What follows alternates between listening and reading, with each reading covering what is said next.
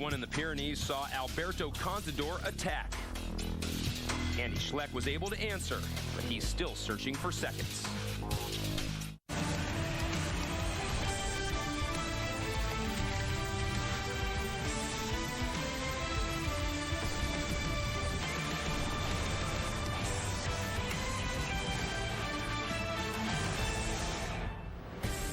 The Tour ventured into the Pyrenees exactly 100 years ago with a victory here in Luchon.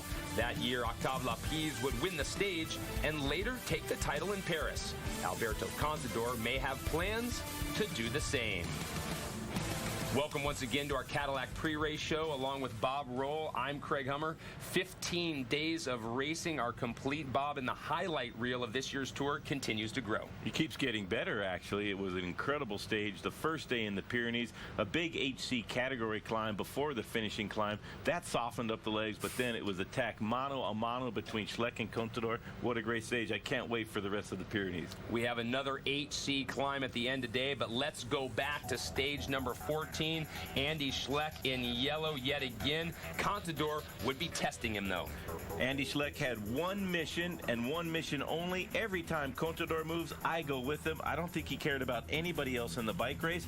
Contador attacked again and again and again, but he could not shake the tall, lanky, climbing sensation from Luxembourg, Andy Schleck. Schleck said after the day that he knew stage 14 was going to be tough due to the steepness and the shortness of the climbs, and you said it. They didn't care when other guys went up the road. They just had eyes for each other. Well, Contador wants to match these accelerations, but he doesn't want to drag Andy Schleck with him, but he has no choice. He could not get rid of Schleck. Levi Leipheimer, in the meantime, a little bit further down the mountain, losing a little bit of time, unable to answer those wicked accelerations on the last climb. Christophe Riblon from AG2R would be out in front all day, and the crowds would let them hear it.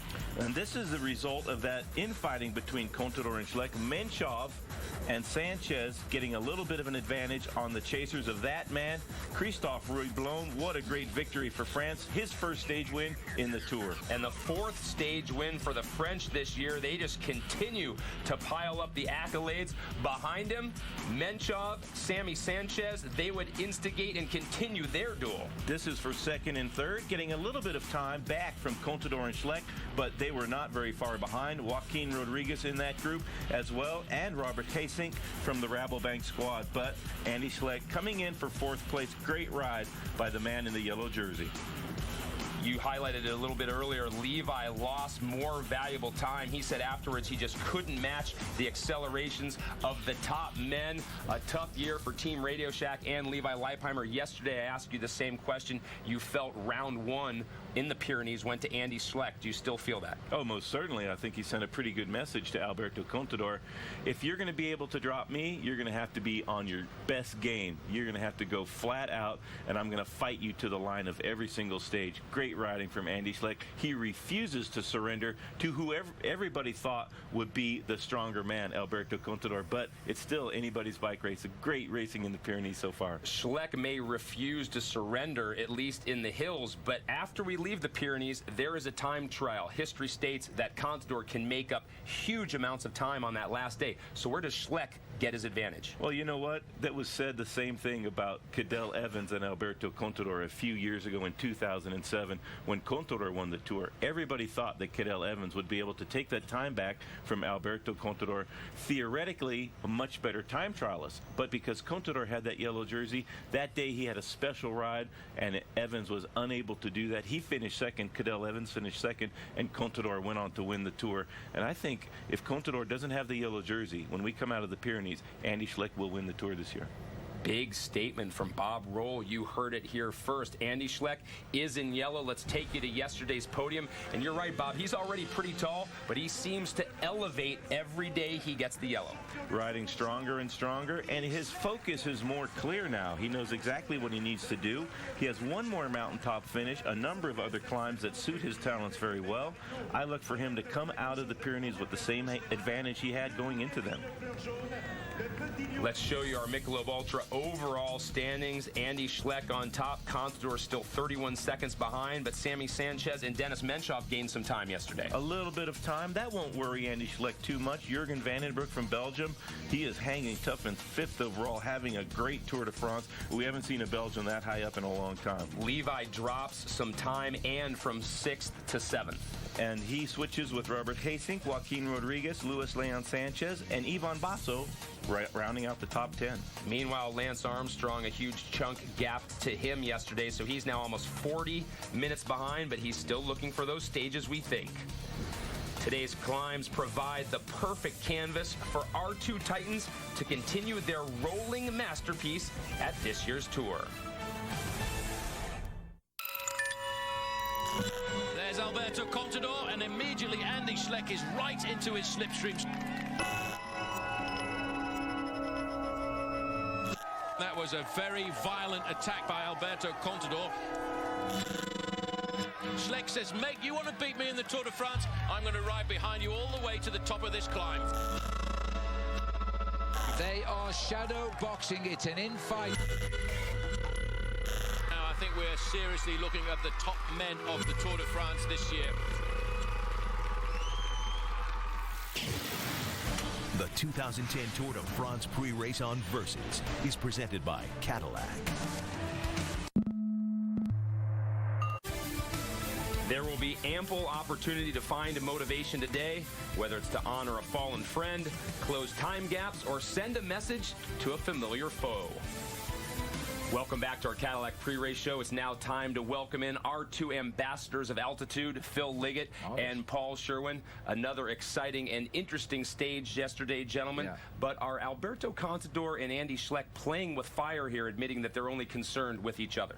Well, of course they are, and there's a great race behind for 3rd place, but you know, another 2 days to come here in the Pyrenees, we might be racing for the whole podium in Paris if they keep acting like that, because time crumbles very quickly in the Tour de France if you stand still. Yeah, and I think one thing that they really need to be careful of is a guy by the name of Denny Menchov. I've talked about him the whole way through this bike race.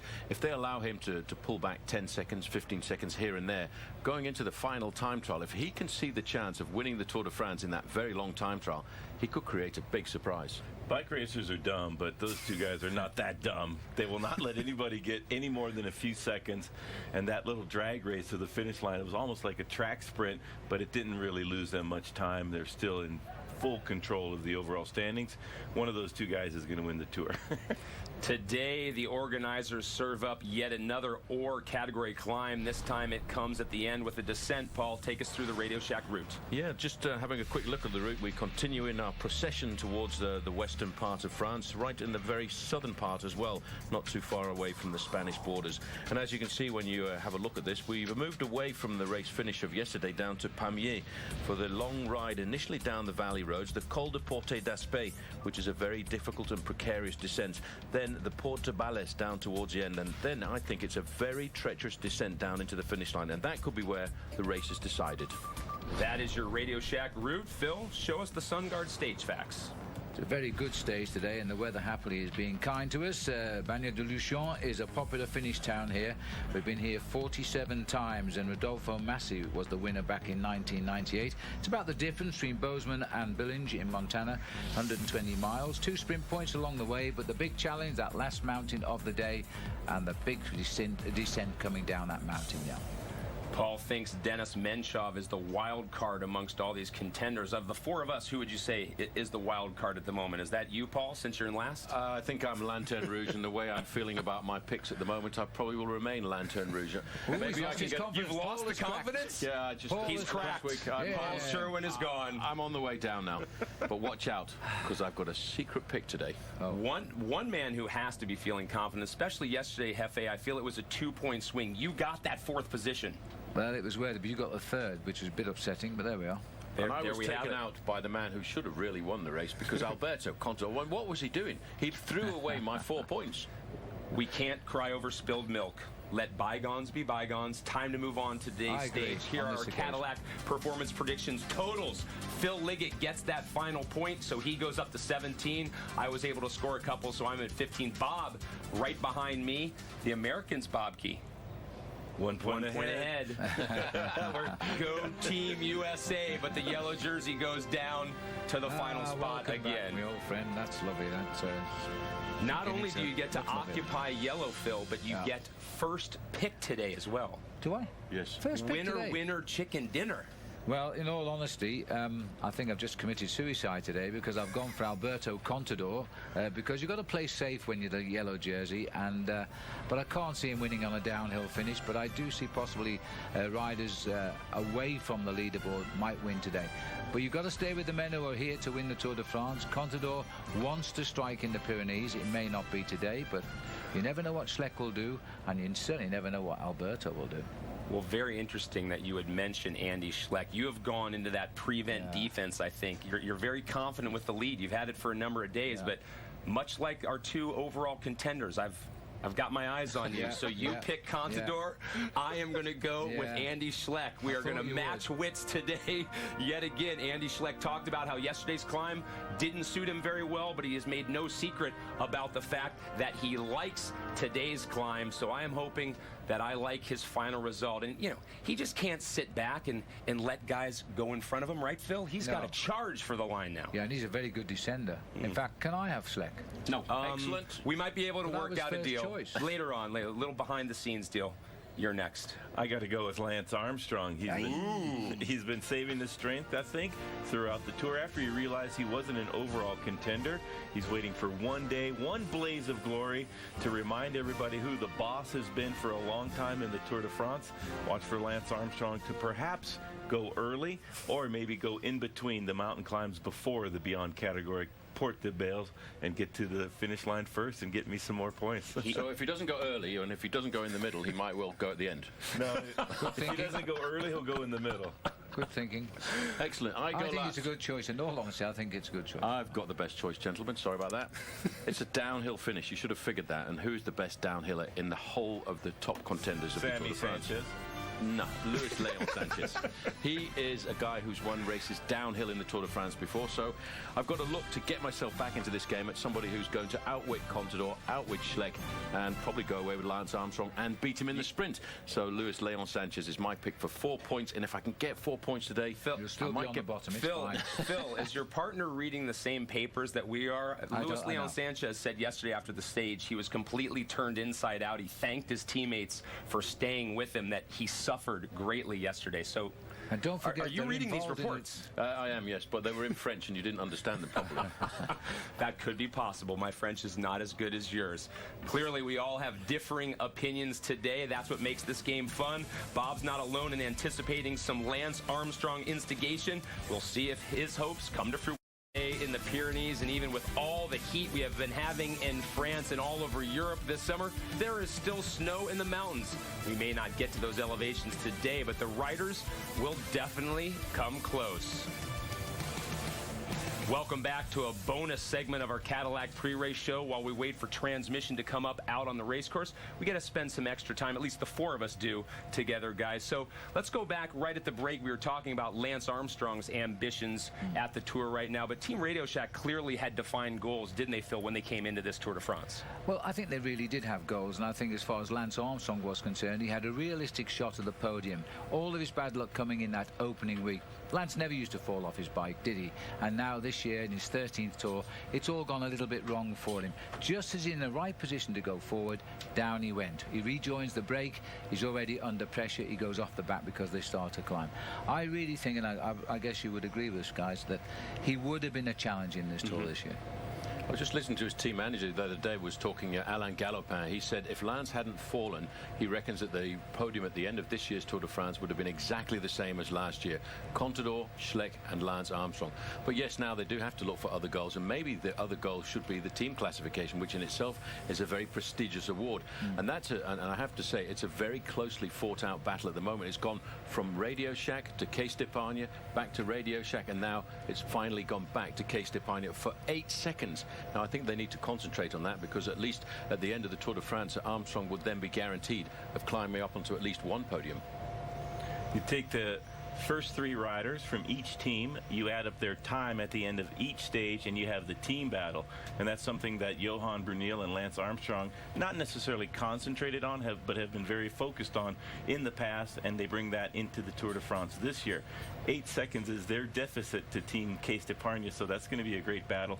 We have never gotten this deep in the Tour de France after so many mountain stages and had 2 teams so close to each other. When you think about the 3 best riders from each squad on each stage throughout the whole tour, it's a pretty intense battle, and it's a great thing to keep an eye on, and Team Radio Shack is right in there. The next team, I think, is close to 20 minutes behind the top 2 teams, so it's a great battle to keep an eye on. Americans have gotten accustomed to seeing Lance Armstrong on the podium that final day of the Champs-Élysées. Perhaps, as we're all saying, it will be in the team classification. Let's show you those standings of the teams right now as they stand after stage 14. Phil, Case d'Epargne only 8 seconds in front of Radio Shack. This is one of the best battles I can ever recall in the team race, and for a while it was slipping by rather unnoticed, but we picked it up 3 or 4 days ago, and as you can see, 8 seconds, that's all it is. This morning, Frankie Andreu had a chance to speak with Johan Bruneel. Johan, you've been in a tough fight for the team classification. Is that still an objective for Radio Shack, along with what other objectives? It is. It is. I mean, actually, right now it's our biggest objective because we're in second, 8 seconds down on Case d'Epargne. Yesterday, I think Case d'Epargne was stronger than us, so we're going to keep fighting for it because it's always a nice thing to have the team on the podium, but it's not going to be an easy battle. Everybody's tired, and with now still three hard Pyrenees stages to come, we'll have to have always 3 of our guys up there, and yesterday Case d'Epargne had about 4 guys up there, so but we'll keep trying. Levi sitting in 7th place overall in the general classification. Something that you try to maintain, or will we see any risk with the plans for Levi in the upcoming mountain stages to try to move up? Yeah, well, it's every day it's a different situation. The other day on the Madeleine, Levi was there with Geesink and Menchoff, and yesterday they were stronger than him. So I hope that the next few days he can hang on there. Right now he's in 7th, so for the podium is going to be difficult. But in those 3 stages, there's still a lot of things can change, and I hope he can maintain his position and eventually move up a little bit. All right, thank you. Yeah, you're welcome. The profile of today's stage, Paul, certainly suits Lance. He's got the historical and the emotional attachment as well. So from a team's perspective, should he attack today? Well, a very difficult thing, a very difficult tactical decision to make, because yes, I think wherever Lance goes or wherever anybody from Radio Shack goes, there will be a rider from Case d'Epargne. But if a rider from Case d'Epargne got into a breakaway with Lance Armstrong, then I could see there is the possibility of a success. The race today goes past the Porte d'Aspet, and it goes past a statue erected to one of Lance's teammates who died on the roads of the Tour de France back in 1995, the Olympic champion from Barcelona, Fabio Casatelli. And I know that is something that from the emotional side of Lance Armstrong, it's a very important link. He's always kept very close links to the Casatelli family, and if he was crossing off one of the stages of this year's Tour de France, I think it would be this one, to try and get into a move to get himself some glory. But the only way that he's going to get away, I think, is if he takes a guy from Case d'Epargne with him. No question. Does he have the legs? I think he might very well have the legs. I think he's been very conservative throughout the Tour de France so far, and we'll just have to see. If he has the legs, though, he's going to go on the attack. You would imagine a man like Lance Armstrong would at least go out in the blaze of glory, and to do that, probably needs a stage win. He will look to the stages to come. The time trial, he had a great prologue. He might have good legs in the time trial and save everything for that, but I have a feeling that he still has some good fitness. Of course, he's a master at the Tour de France, 7 wins in his career, so I hope so. I would love to see him go out on the roads and do some attacking. That would be a great day. He's made a career of seizing the day here in July in France. Alberto Contador, Andy Schleck, they are matching each other out on the road, but so is Team Radio Shack and Case d'Epargne. That coveted team overall prize still very much up for grabs.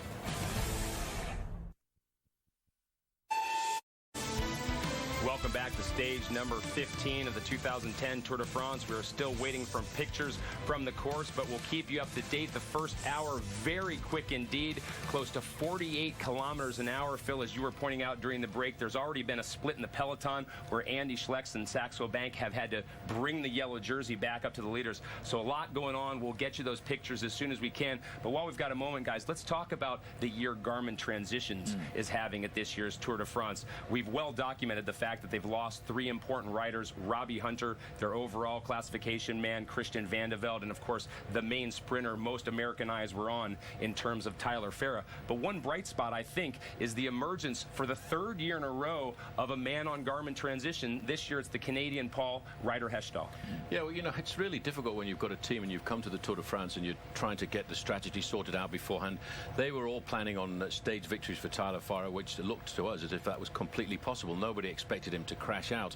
Nobody expected either for the next man to crash out, and then even to lose Robbie Hunter. I mean, it really is devastating. But all of a sudden, you've got a man who steps up to the mark, and this Canadian guy, Ryder Hesjedal, we've been watching him for a couple of years. He's got better and better all the time, and I'm certain that before the start of this tour, he wasn't thinking about trying to get himself into the top 10, and now it's actually looking like a reality. Well, it's true. I mean, until this year, Garmin have always taken all 9 men to the finish in Paris, and now they're riding 3 men down, and possibly and arguably the 3 most important riders on the team. So thank heavens Ryder Hesjedal has flowered, and we're not surprised because he's had a terrific season, finishing 2nd in one of the world's big classic races, the Flèche Wallonne. This guy is really matured now. He didn't even dream of a top 10 finish in the Tour de France, but right now he can be. He's just off the top 10 in 13th place. He now knows his level in the mountains. He's come through with great feelings in the Alps. He's doing more than okay on his first day in the Pyrenees, and he now knows he can do very, very well. Ryder Hesjedal, great athlete from Canada. It's been a long time since a Canadian was anywhere near the podium. That was Steve Bauer, got 4th place years ago in my era. So it's great to see another Canadian. There's 2 Canadians in the race this year, by the way, but Ryder Hesjedal, 25 seconds out of 10th place. And that is Yvon Basso, not a great time trialist. So when you look through the mountains and the last time trial, Ryder Hesjedal has a great chance to be the next Canadian in the top 10 and overall in the Tour de France. And that's an incredible honor for anybody. And that's very hard fought for. Those top 10 spots guaranteed way bigger contracts in the next season. So I'm sure Ryder Hesjedal will continue to ride hard in the Pyrenees and go for a big time trial in the Bordeaux de Pouillac, which is going to be a great stage on the final Saturday of the Tour. Paul, you and Phil always refer to the lawn furniture out on the road, but the start of this year's Tour, it seems like it's been littered with bodies and bicycles as well, especially for Garmin Transitions and especially for Christian Van de Velde and Tyler Farah. Yeah, I think this is probably one of the teams, one of the races that I've seen over recent years where there have been so many crashes. Christian Van de Velde, he really has had such bad luck over the last couple of seasons. I mean, he fought back last year to get himself into the top 10 while he was assisting his own teammate Bradley Wiggins. And I think this year he really thought that he had a good crack at getting into the top 5. Yeah. The big shock, though, I think, was Tyler Farah, though, was we still look here, you know, because he crashed and he really fought to stay in the race. And I'm amazed he actually was able to stay in the race with a very nasty hairline crack in the elbow. The reason he did was because he knew he had the form to win. He knew he had the form to challenge Mark Cavendish. And because it was the Tour de France, he battled through for as long as he could. And still, all of a sudden, once you start to get all these bumpy roads and very dangerous descents, the pain started to get just too much. Yeah, it's absolutely true. But, you know, it's happened to all of the teams, not just Garmin. We've had crashes galore. It's been a very difficult tour. The opening week was almost as we predicted it would be. Crashes and tough roads, and that's the way it turned out. We've seen some terrific racing, though, and these boys are proving what they are. Fantastic athletes. And they have tried to carry on. Now, as you know, if you've been following our programme on Versus, we've had conversations on with Christian Van der Velde. He's watching the racing now from his home in Chicago, except he's moving house, so he's settling in now, taking advantage of his extra bonus of 2 weeks holiday.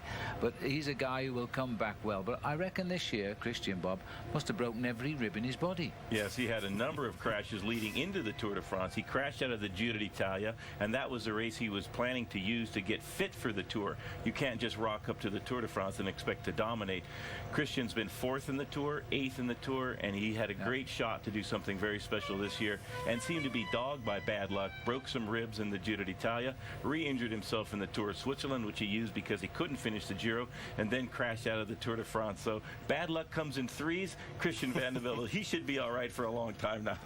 But to go back to how we started this segment, the door closed for Christian Vande Velde, but it did open the window for Ryder Hesjedal this morning. He spoke with Robbie Ventura. Ryder, another solid performance yesterday. Pace yourself nice up the climb. Can you tell us a little bit about how excited you are about yesterday's ride?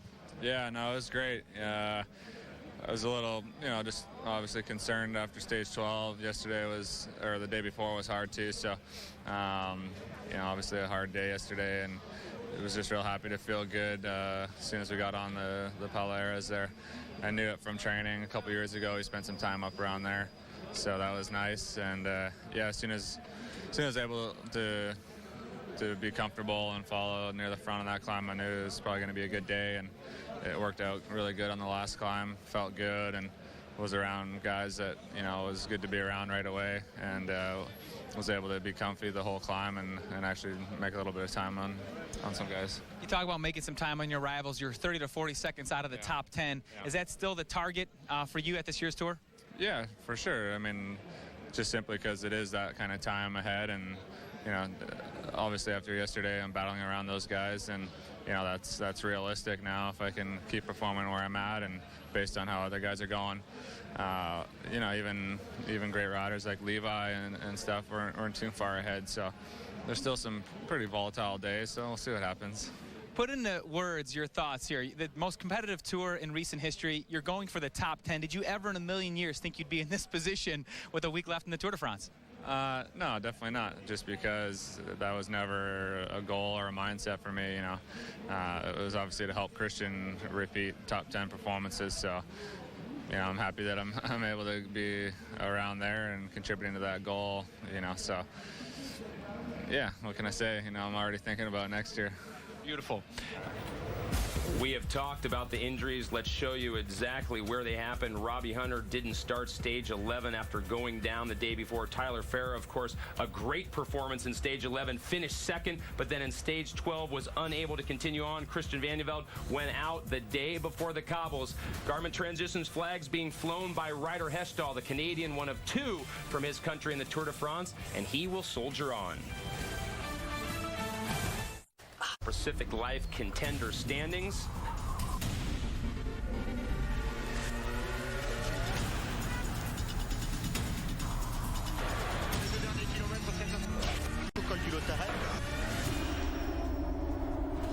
These are who we thought, Bob, would be contenders coming in. It looked as though we had whittled it down to two, but Dennis Menchov had something to say about that yesterday. Menchov moving up to 4th overall. Good ride through the Pyrenees. He's been very consistent throughout the Tour de France. Nothing spectacular, but very steady riding for the Russian on Rabobank. Levi Leipheimer in 7th overall currently, hoping to move up. Cadel Evans soldiering on with that broken elbow. It has been a tour of broken bones for a number of riders. Mick Rogers still soldiering on, 21 minutes behind. Right now in our specialized Journey to the Podium feature, we look at Alberto Contador's relationship with his brother Francisco and how that helped him into cycling.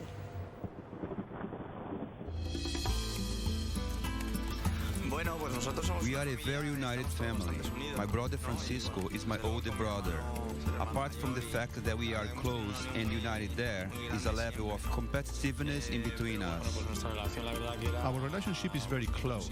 We live together and have so for quite some time. We went to the same schools. We basically had the same friends, so we have almost always been together. My brother was always into cycling in Pinto. Every sport I did, I was always very competitive, and at the end of the month of training, I had reached the same level, if not better, than my brother. We practiced almost everything together. We did track together, Alberto did very well in that, and soccer, and some tennis, but mainly track and soccer. Any sport that dealt with endurance, Alberto would excel. When our parents bought us our gifts from the Three Kings, one of the gifts were bicycles, but they wouldn't allow us to ride them in the street because of the cars. Plus, we lived in the mountains. A little bit down the mountain, there was a little park, so all we we will do is go down at 9 a.m. and ride around the little park, over and over until lunch, around 1 or 2. We will count 800, 801, until we will lose count. Every week, we will have a goal of how many times we will going to ride around, and that's how we will spend our mornings. Alberto Contador now is establishing himself as the leader of the Astana team. And boy, when you see him climb like this, who else could there be? I remember that he would train cycling in the mountain until we decided to train on flat. I was 18 and he liked the idea, so he tagged along. He was about 14 when he began riding. I gave him my bike since I bought a new one. From there is where everything unraveled. In all sports requiring endurance, like I said before, he will do very well. Cycling is a sport of endurance. I didn't have the experience to notice his potential, but we were surrounded by people that did notice. And within a few trips, they said he could go far in this sport. And that's when I began to think, they may be right, Alberto can go far in this sport. Of course, yes, I'm very proud to be his brother. I couldn't feel any other way but to be proud of him. To have a brother that is a great champion and a popular cyclist wherever he goes. That's today's specialized journey to the podium. Every great champion, as we all know, has their own path to greatness, Bob, but of the men that came before Alberto Contador, who does he remind you most of? I think he reminds me most of Lance Armstrong. He's the most dominant rider in stage races currently. Everybody fears him. When he goes to the front, everybody follows. He's got a great team built around him.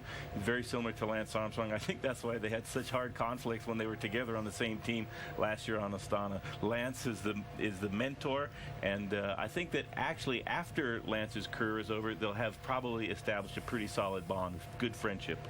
Yeah, I'd have to think you could compare him to one of the great Spanish climbers, somebody like Federico Barmontes, because I just remember what Johan Brunel said. Lance, yes, was a great climber, but that was a part of the sport that he developed. I think naturally Alberto Contador is a great climber, and the amazing thing that Johan Brunel picked up was he was able to accelerate once, twice, 3, 5 times on a climb, and there's not many people who are capable of doing that. No, they're not. And the only other rider who comes to mind was the late Marco Pantani. He had the same riding actions as Alberto Contador.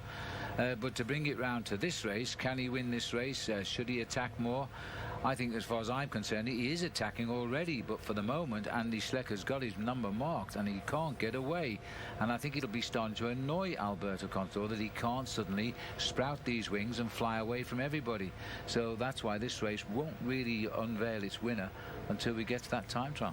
And we've seen them already trade blows. The first time in the mountains, back in the Alps, of course, it was Andy Schleck who was able to gain some seconds. Yesterday, however, as you just hinted at, Phil, it was a question of Alberto Contador trying to take the initiative, but Schleck always had an answer. He was ready for him. He learned his lesson on the climb of Mond when he wasn't paying attention, and Contador got those 13 seconds or 10 seconds at the end. So now he's following him, and as soon as this man jumped, he was right into his slipstream, and he never gained half a metre.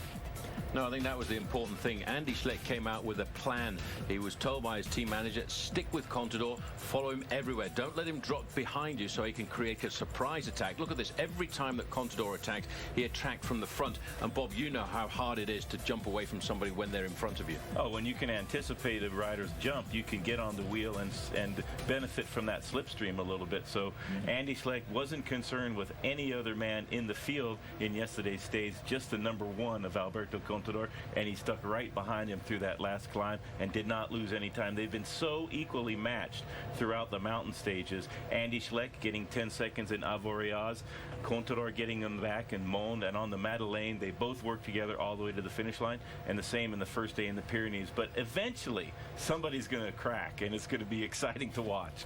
The race going on right now. They are almost to the feed zone. They are still trying to dissect and decipher who will be the breakaway. 2 men out in front at the moment. No one of consequence in the general classification. But will it be like yesterday? Will a breakaway stay away?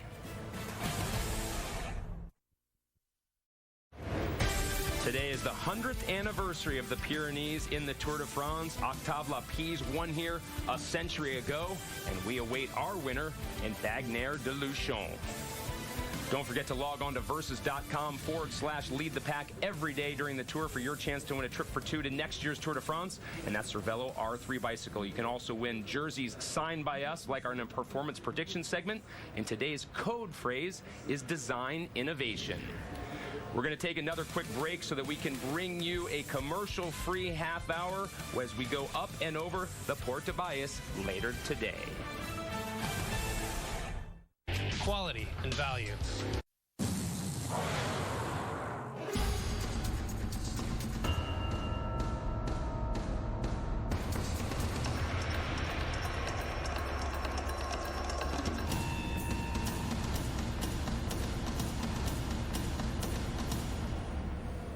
Here are the colors that they all covet at the Tour de France. The Cadillac Tour leaders. Andy Schleck has yellow and white. Of course, he will choose to wear yellow. Alessandro Petacchi in control of the green at the moment. Anthony Charteau still in polka dots. After yesterday's stage, Frankie Andreu had a chance to speak with the yellow jersey wearer, Andy Schleck.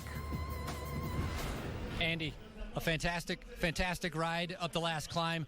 A lot of drama being played out there with you not refusing pretty much to go past Alberto. Can you explain a little bit? Yeah, well, today that was the plan. You know, I cannot want to climb like this. Today was similar climb than Mende a little bit, you know, short and steep. I cannot afford, you know, to pass him, that he attacks me and that I lose again second on him. So I knew when I'm in his wheel, he cannot drop me. In the end, you know, he let the group go, you know, and I didn't want to pass him straight away because I knew, you know, I pretty much had everything under control, but I knew, you know, when the group is at 50 meters and he attacks me, he takes 10 meters, he comes to the group and I'm struggling behind. So then, you know, I gambled a bit, you know, and in the end I came back to the group, you know, without big problems. And yeah, Menchov gained some seconds, but he's not a real danger right now in the GC. So overall, it was more tactics of you coming off the back with Alberto still feeling very well. Yeah, you know, I want to win this tour, so I gotta be smart. And today was a special day. Tomorrow is a stage which fits me much better, and I'm looking forward for tomorrow. But you know, I feel really good, and if he want to drop me tomorrow, he gotta be pretty good. So, right. Thank you. Andy Schleck talking a good game, guys. And the race right now, 10 men out in front, Phil. They're on the base of the Col Porte d'Aspet. We all know about that climb. Let's go back to Andy Schleck and Alberto Contador in terms of this duel. How much time does Andy Schleck really need going into that time trial? Well, we always said in the beginning he needed probably 2 minutes. Now we keep trimming this back because in that final time trial last year, that was a nearly 2 minute gap in a long time trial. And so we expect Contador to triumph again. He's a very good time trialist. But Andy Schleck has been training to improve his time trial, as Contador did. And so we really don't know. But when you hear Schleck talking, he's very confident with the lead he has. He doesn't seem at all concerned about that last time trial. I think you've got to bear in mind, if you just looking at him here, he's wearing a specific jersey. He's the time trial champion of Luxembourg. He has trained. No big deal, really, Paul. It might not be, but he's trained specifically for this over the few years. But I'm going to throw out a couple of facts for you. Everybody said that Laurent Fignon was going to win the Tour de France in 1989 in the time trial. The time trial created a very strange surprise. A certain Greg LeMond came out. When Alberto Contador won his first Tour de France, we all thought that he couldn't ride an individual time trial, and Cadel Evans was going to win the Tour de France on that occasion. Right, we got it wrong there. I think Alberto Contador needs to be in front of Andy Schleck before we go into that final time trial. Otherwise, Andy Schleck is going to feel extremely confident. And in the psychological battle that's going on at the moment, I'm giving the advantage to the Luxembourger. You disagree? I don't know. That's a good question. We'll find out, obviously, throughout the Pyrenees. There is one ascension of the Tourmalet, and I don't think that the way that they're attacking each other, one person, they're going to be so close on the overall standings, just 31 seconds. I think that gap is going to open up considerably. I think Alberto Contador wants to stamp the Tour de France with a stage win. He'll do that by attacking on the Tourmalet stage and try to gain the time back on Andy Schleck perhaps a little bit. He needs a stage win to send a clear message to everybody that he's the deserving winner of of the Tour. Panache, it's called. It's an old French expression meaning that you win with style. Alberto Contador, pretty old school cyclist himself. I think he'd like to go into the final time trial in the yellow jersey, but then I would agree with you, Paul. If he doesn't have it, then it's anybody's bike race. Well, Paul, and as confident as Andy Schleck is right now with the 31-second advantage, as well as the ability to match, it seems, Contador's every acceleration, we go back 15 days to the prologue that started this all in Rotterdam, 109th place for Andy Schleck. How much do we really read into that? Well, I don't think you can really. It's the first race. The weather conditions were rather strange. Some guys rode on very wet roads. Some guys rode on drying roads. There were different weather conditions, different wind conditions. I think forget about that, because the final time trial, I think Lance Armstrong always said this, the final time trial of the Tour de France is different to when we used to have a time trial halfway through the event. It's the strongest man who comes out and rides the best, and it's the man who goes on to win the Tour de France who does his best ever performance in a time trial in that event. And if Andy Schleck has still got the yellow jersey on his shoulders on that occasion between Bordeaux and Pauillac, watch out. We talk often, Phil, about the yellow jersey giving you wings. Andy Schleck doesn't seem fazed by it. Does it at all give any weight? Is the pressure there? Well, pressure is very definitely there, but the biggest advantage is in that last time trial, the yellow jersey is the last man to start. He knows exactly what the rider in front of him is recording at the time checks, and that's a huge advantage, especially if it's Contador who's chasing those time checks ahead of Schleck, and Schleck has the chance then to lift his game if he's behind. Every day has been, it seems, a guessing game, because we make our predictions, but then those out on the road have the final say. When we come back, Phil and Paul have run over to their positions in the booth. Meanwhile, Andy Schleck plans not only on keeping yellow today, but all the way to Paris.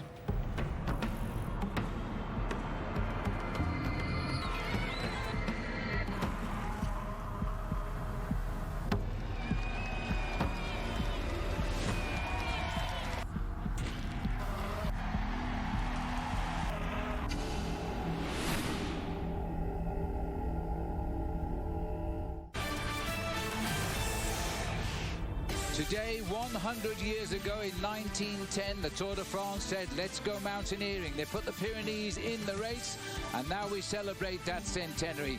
We celebrate it with a ride right through the Pyrenees from Pamiers to Luchon, one of the most famous finishing towns, and we're literally a stone's throw from Spain.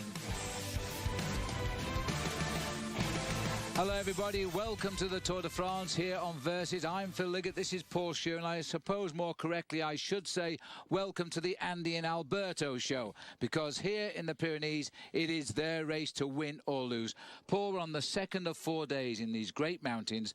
Just how can Andy sort it out with Alberto? Well, I don't think he knows, and that's what the problem is at the moment, but he knows that he does have to. He knows on these next 3 days of this 4-day epic, he has to come out and get time over Alberto Contador. I think yesterday was really a big psychological blow to the advantage of Andy Schleck, and he'll go out today and try to do something as well. All right, 2 sugars in my coffee to you guys just getting up in California, by the way, as we now look to the King of the Mountains again to do battle today. We've always said we've had a couple of people we've thought are the pretenders lead this race. At the moment, it's Anthony Charteau. Yesterday, he snatched a few points. He used all of his strength early on.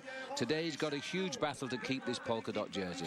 No, he certainly does, because the big climb right at the very end gives a lot of points. He's at the top of the leaderboard, and he's been there for a couple of days now, leading the other Frenchman, Jérôme Pinault, who has 92 points.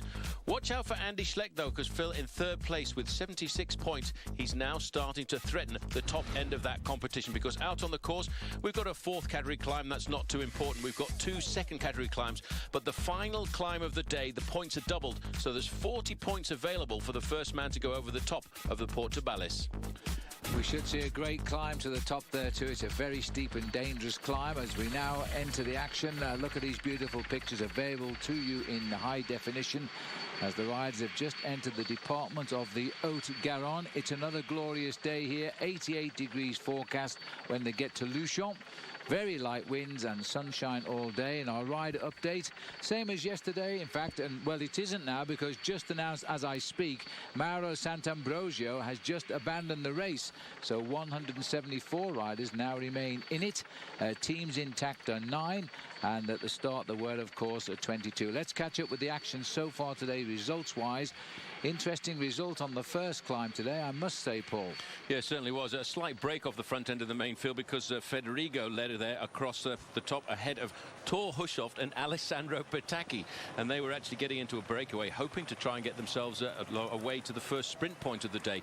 In that competition, though, Chateau still leads. And at the first sprint point, well, there was a big lead out happening by Team Lampre. But when you look at the result, rather strange, because, in fact, it was Hunt, Kuniz and Pinot. None of the top sprinters anyway. Leaving Petacchi with that 2-point advantage in the green jersey now as we head into the steeper climbs of the day. Since then, the breakaway has formed. There are 10 riders clear, none of them affecting the overall. Here's all the names for you. Van Borg is over 2 hours behind. Johan van Summeren is 28 minutes. Sergei Ivanov, Lloyd Mondery, Alessandro Bolan. Remember, he tried to win the other day. He got caught on the run into the finish, into Ravel Redder of Italy. Luke Roberts is there, Thomas Voikelis, Sebastian Turgot, and Aitor Perez of the Futon team in there as well. There we are. We're just on the slopes now of the Col de Porte Aspect, and then we go down to the next climb down there at the second category marker. Then we've got the big all category climb at the end of the day. 2 kilometers to climb on the Porte d'Aspect. Yeah, well, these riders have got themselves a fairly handy advantage over the front end of the main field at 4 minutes and 46 seconds. Although I'm looking at the composition of the breakaway, Phil, I'm not sure if any of these riders got the ability to survive as the rider did yesterday, Christophe Rablon, because that was a phenomenal ride by that man from AG2R. Sitting at the front end of the main field is Stuart O'Grady, and he's there to protect the man in yellow, who yesterday played a serious game of poker, I think, with Alberto Contador. Yes, he's pedalled for over 68 hours, Andy Schleck, to gain just a hatful of seconds, 31 over Alberto Contador. Well, the breakaway up front isn't going to set the race alight. It'll happen from the peloton very soon, I'm sure. We'll take a break. Rejoin us.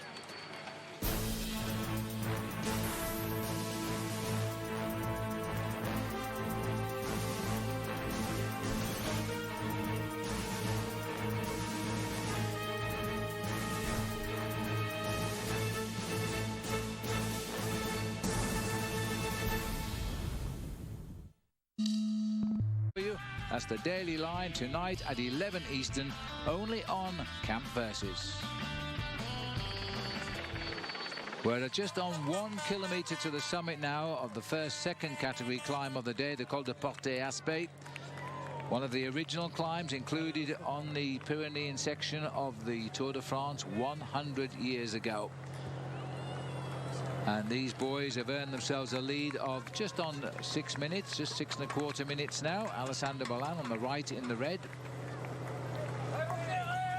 Interesting to see riders like Johan van Summeren, Paul. He's the rider here in the orange crash helmet for the Garmin Transitions team. Going into breakaways now. How team tactics are being altered with the time gaps opening. Well, yeah, a lot of riders are not a threat at all, and they know that breakaways like this, and they will have got inspiration from yesterday's success by the French rider Christophe Rablon, to know that the race will look to see who the composition of the leaders are, and if they don't think they're dangerous, they'll give them some freedom. Now, it's on the way down where our cameras might pick up the steel in memorial to Fabio Casatelli, the rider who died in this race back in 1995. And we'll keep an eye out for that. But we're going to go past it pretty quickly, of course. And it was on the descent indeed when poor Fabio crashed and was killed. So we'll keep an eye out for that. It is, I have to say, a magnificent memorial stone. It's a steel. And all of the riders, I think, will just cast a little eye to the right as they descend.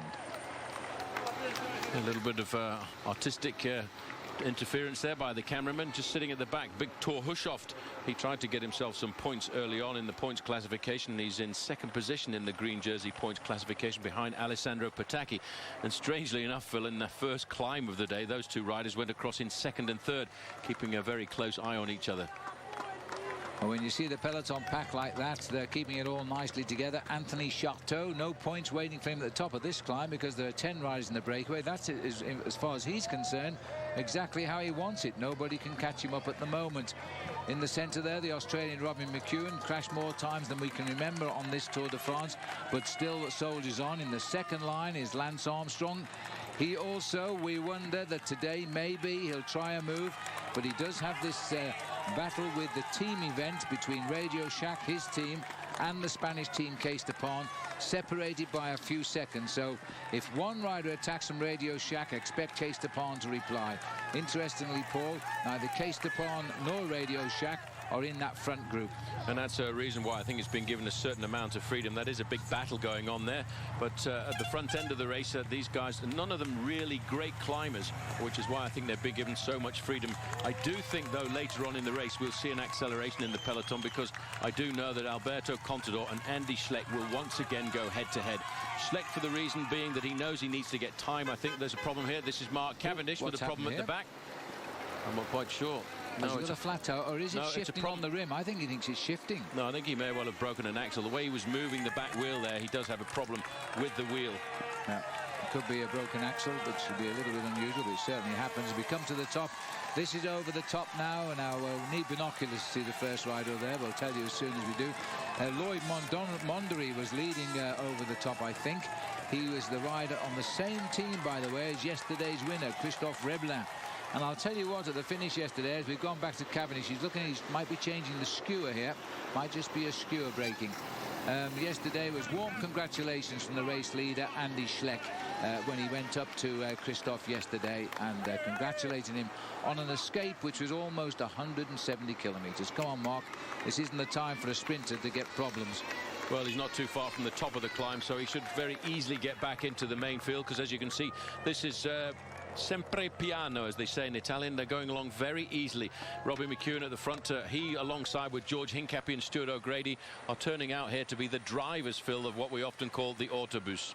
Let's see if we can. There's the result. It was Thomas Voigtler who got through in the end, first over the top. Not surprisingly, he's taking the points and keeping it in-house, because Chateau is on his team, and they got second with Turgot as well. So that's a good move, and that's good team tactics by Thomas Voigtler and Sebastian Turgot, both on the B-box team of Anthony Chateau. So as the boys now are heading up themselves to the top of the climb, 6 minutes time, we'll see them go over. Well, the riders are over the top in the breakaway of 10, but the riders behind climbing the Col de Porte d'Aspet are still on the way up. Let's have a look a bit more about that with our Cannondale mountain profile presented by the Super 6 High Mod Elite Road Bike. And there it is. We are now at the Col de Porte d'Aspet, 3,500 feet when we top out. Not a major climb here, but it was on the original route of 100 years ago. Then we've got the Col des Arts to come still. The Porte d'Aspet then is 4 miles of 6.8%. And as I say, 3,500 feet, it tops out. The leaders are over. The peloton are still on the way up. And there's a nice view of it for you there. It's a hot, scorching day here, but I can tell you that the forecast for Thursday, when we finish on top of the Col de Tourmalet, the high point of this year's Tour de France, is for rain and very heavy rain. So it could be a very different race on Thursday. Well, they've really taken this one seriously, Paul, as we see them on the climb. All riding at the front, very steady. Chateau is happy. All the points have gone. So he'll just ride at the front there and think, great. And in fact, his two teammates took the major points anyway, Voigtler and Turgot. So he's happy at the moment. I think basically, Phil, but if you cast your mind back to yesterday, it was a very difficult stage. And a lot of riders in the main field felt that they were under the hammer, under the cosh for almost 100 kilometres. So I'm not surprised to see them have a slightly easier ride there. A little bit of a strange manoeuvre there by Tirolongo. He nearly got taken out, while at the back, number 111, Mark Cavendish, has got himself back into the main field after his little mechanical incident. He had a problem with his back wheel. It may have been a broken quick release spindle on the wheel, but he got it fixed. He's back in. He's riding alongside the Cross of Norway on the left there. That's Thor Hushovd. What an incredibly strange result it was. I don't know whether they got it all wrong early on today, but before we came on air, the fourth category climb was won by Fedrigo, also a teammate of Chateau. Thor Hushovd was second, and Alessandro Patacchi was third.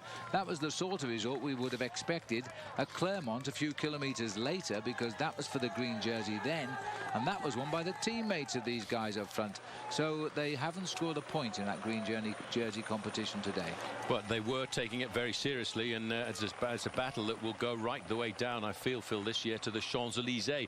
Mark Cavendish has kept chipping away, but he's an awful long way behind Patacchi and Thor Hushovd, who got points consistently in the first 14 days of the race. Now, as you might imagine, this Pyrenean change here, chain of mountains separating Spain from France, with Andorra tucked away in the middle, that lovely independent principality.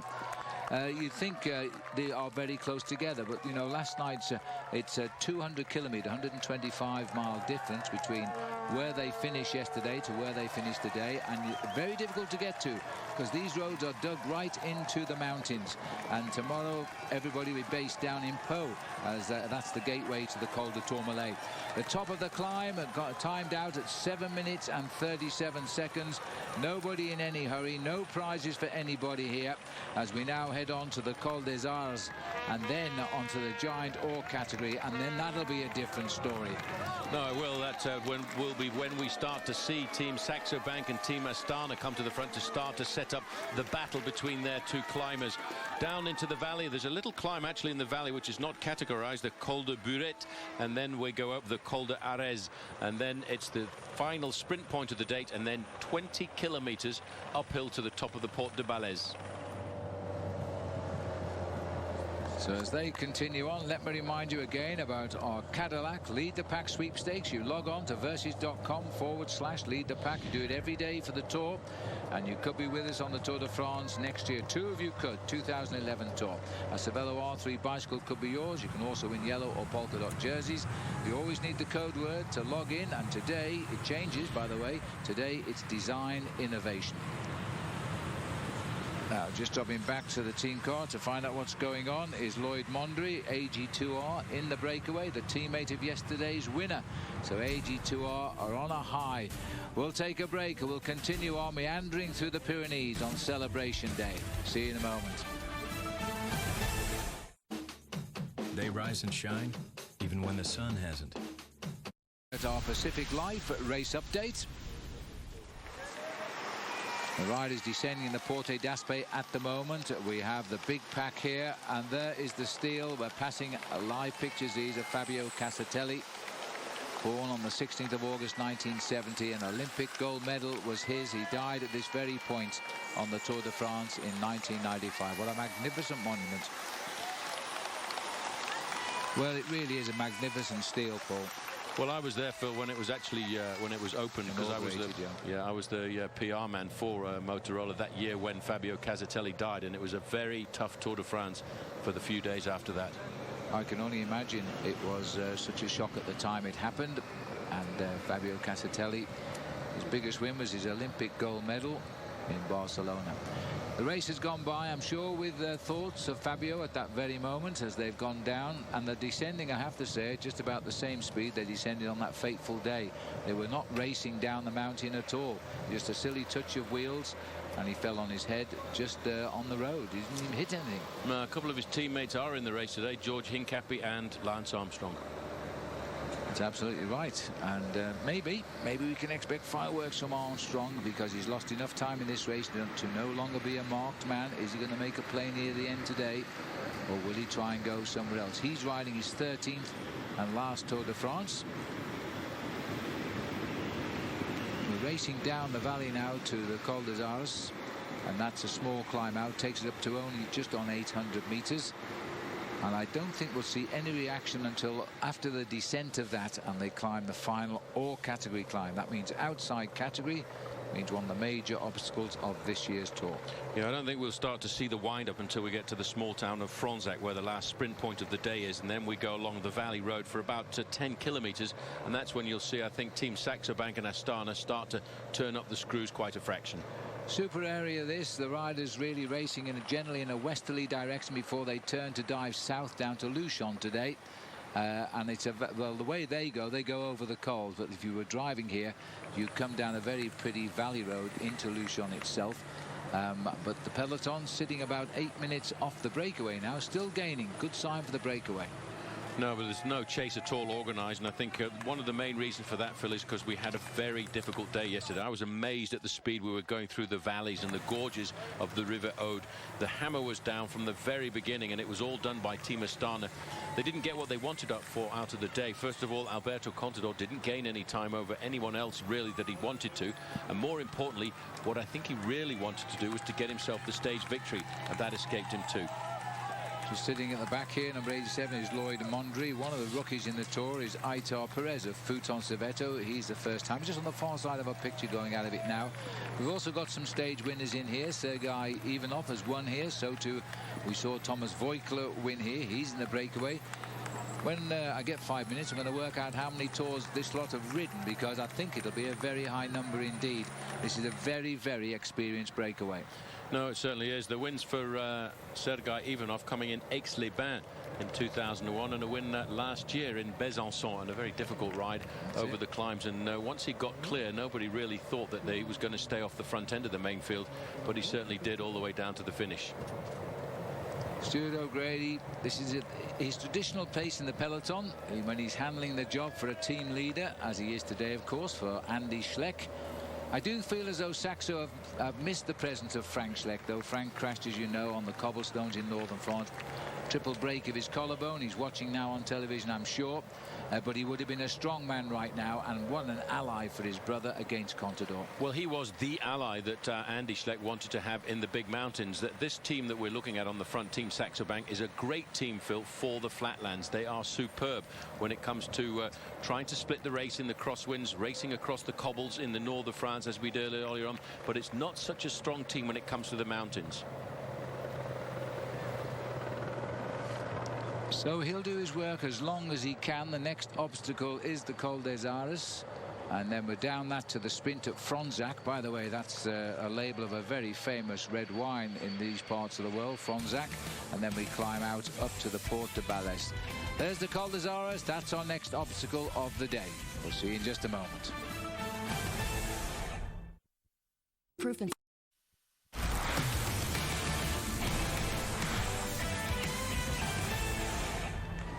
Well, here they come. They're just about on the lower slopes now of the Col des Arras. This is just a short, stabby little climb, but they're all hurt now at this stage of the Tour de France. This is the halfway stage of 4 in the Pyrenees. We do have a rest day to break it up, and Thursday will be our final day in the Pyrenees. We rest on Wednesday. There's the stats for you, 6.1 kilometers. So the average gradient on this is 4.7, Paul, 61 kilometers from the summit when we go over the top. Now, I've been busy scribbling away here to try and work out, because I said this was an experienced breakaway of 10 riders. Well, these 10 riders between them have ridden 36 Tours de France, Paul. That's quite amazing. It's getting up to the total that you and I have got between us, which is actually 70. That's incredible. That's oh dear. And 3 of them are rookies, by the way. Aitor Perez, it's his first tour. Sebastian Turgot, B-Box, his first tour. And Francesco Reda of Quickstep, it's his first tour as well. There's Robbie McEwen licking his lips, not with enthusiasm, I'm afraid, because he doesn't like the mountains, but he's riding a Tour de France and he's getting through it, and good for Robbie. Been a tough tour for him this year. He's been crashing an awful lot. Julian Dean also involved in the argy-bargy we had the other day when they disqualified Mark Renshaw, the Australian from Bathurst, just outside of Sydney. A few hours outside of Sydney, but you're never far away from Sydney in Australia, are you? No, not by plane. Anyway, to Perth it's about 4.5 hours. Anyway, the sad thing. Plane. That's what I said. The sad thing, I think, Phil, about the little debacle between Mark Renshaw and Julian Dean is actually off the bike. They're really very good mates, and I wonder what they'll say the next time they sit down and have a beer together. Yeah, well, in fairness, Julian Dean didn't complain. It's the referees that took the decision, so that's the way it is. This is the breakaway. Johan van Summeren, so often the strong workhorse for his leaders on the teams, now in a breakaway. Thomas Voigtler, some would say at last, has got himself into a breakaway. He's looked as though he struggled through this tour. He's 70th overall, but now he's in a move, and he's hoping that the big stars are not going to chase him down today, and this could be a great day for him. No, I think this is quite possible for this breakaway to continue to build up its advantage, but they need to start, I think, that final climb with a good 10 to 12 minutes, because on that final climb of the day you'll see a lot of pressure coming from Astana to try and lay down the foundations for Alberto Contador to get more time over everyone. I think he made a mistake there, Phil, a couple of days yesterday, in fact, by not getting time between himself and Menchov, and in fact allowing Menchov to pull a few seconds back. That's a worry. It was only a handful of seconds, but it was the right way. 13, I think it was. We just saw the leaders go past 5 kilometers to the summit then of the Col des Arras. That's 3 miles to climb. We top out, 61 kilometers left to ride.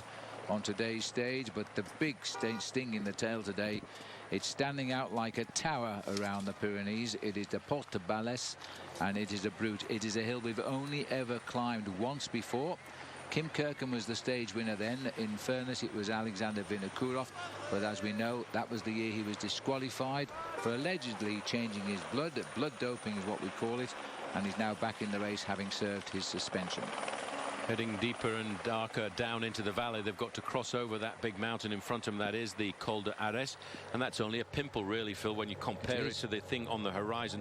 The Col de Arès is just 800 meters in altitude. The Porte de Balès is 1,800 meters in altitude, and a climb of 12.5 miles. Well, we're in the region where the snow is still on top of the Pyrenees here, and down in Luchon it is very, very hot indeed, but it's surrounded by the famous names of the Pyrenees that the Tour has penetrated.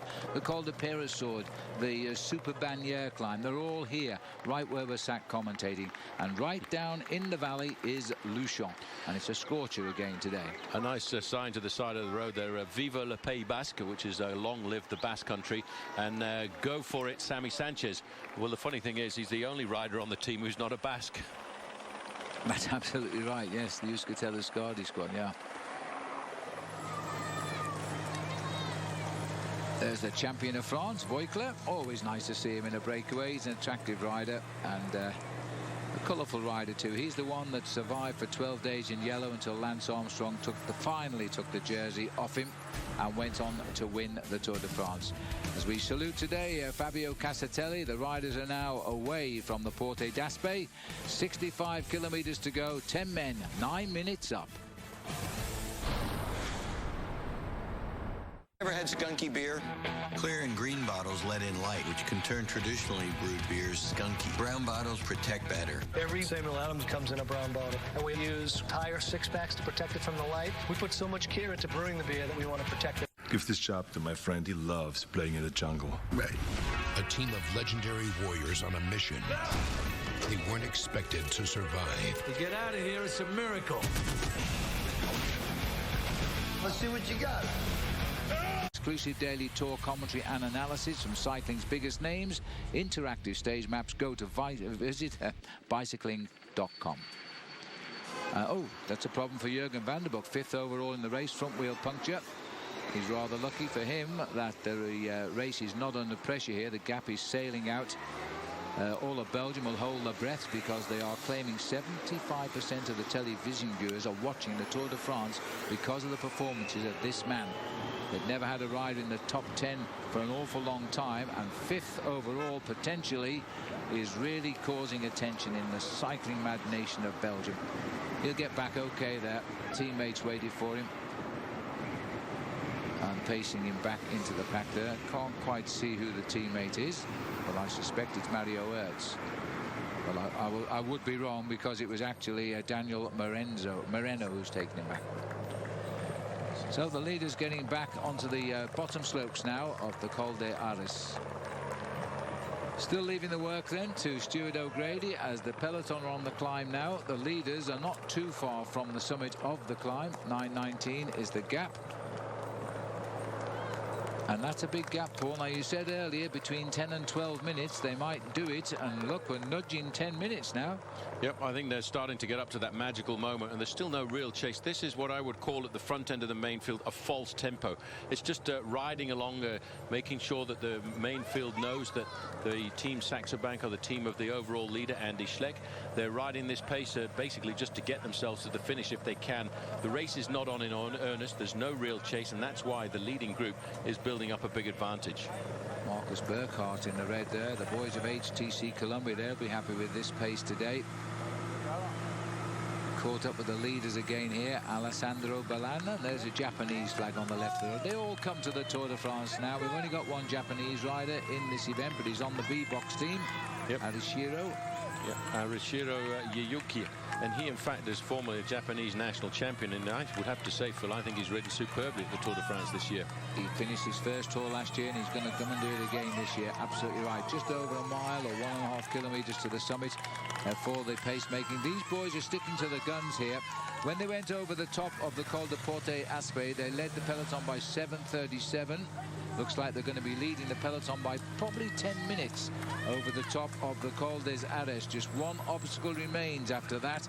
It is the giant of the day, and one of the giants of the whole Tour de France, the Porte de Balles. For a beast of a climb, I would have to say, most certainly. And as I keep mentioning, it's actually one of those horrible climbs that starts off as a false flat and then gets steeper and steeper. And the steepest part is right up at the top, with around about the final 6 kilometers being at an average gradient of 10%.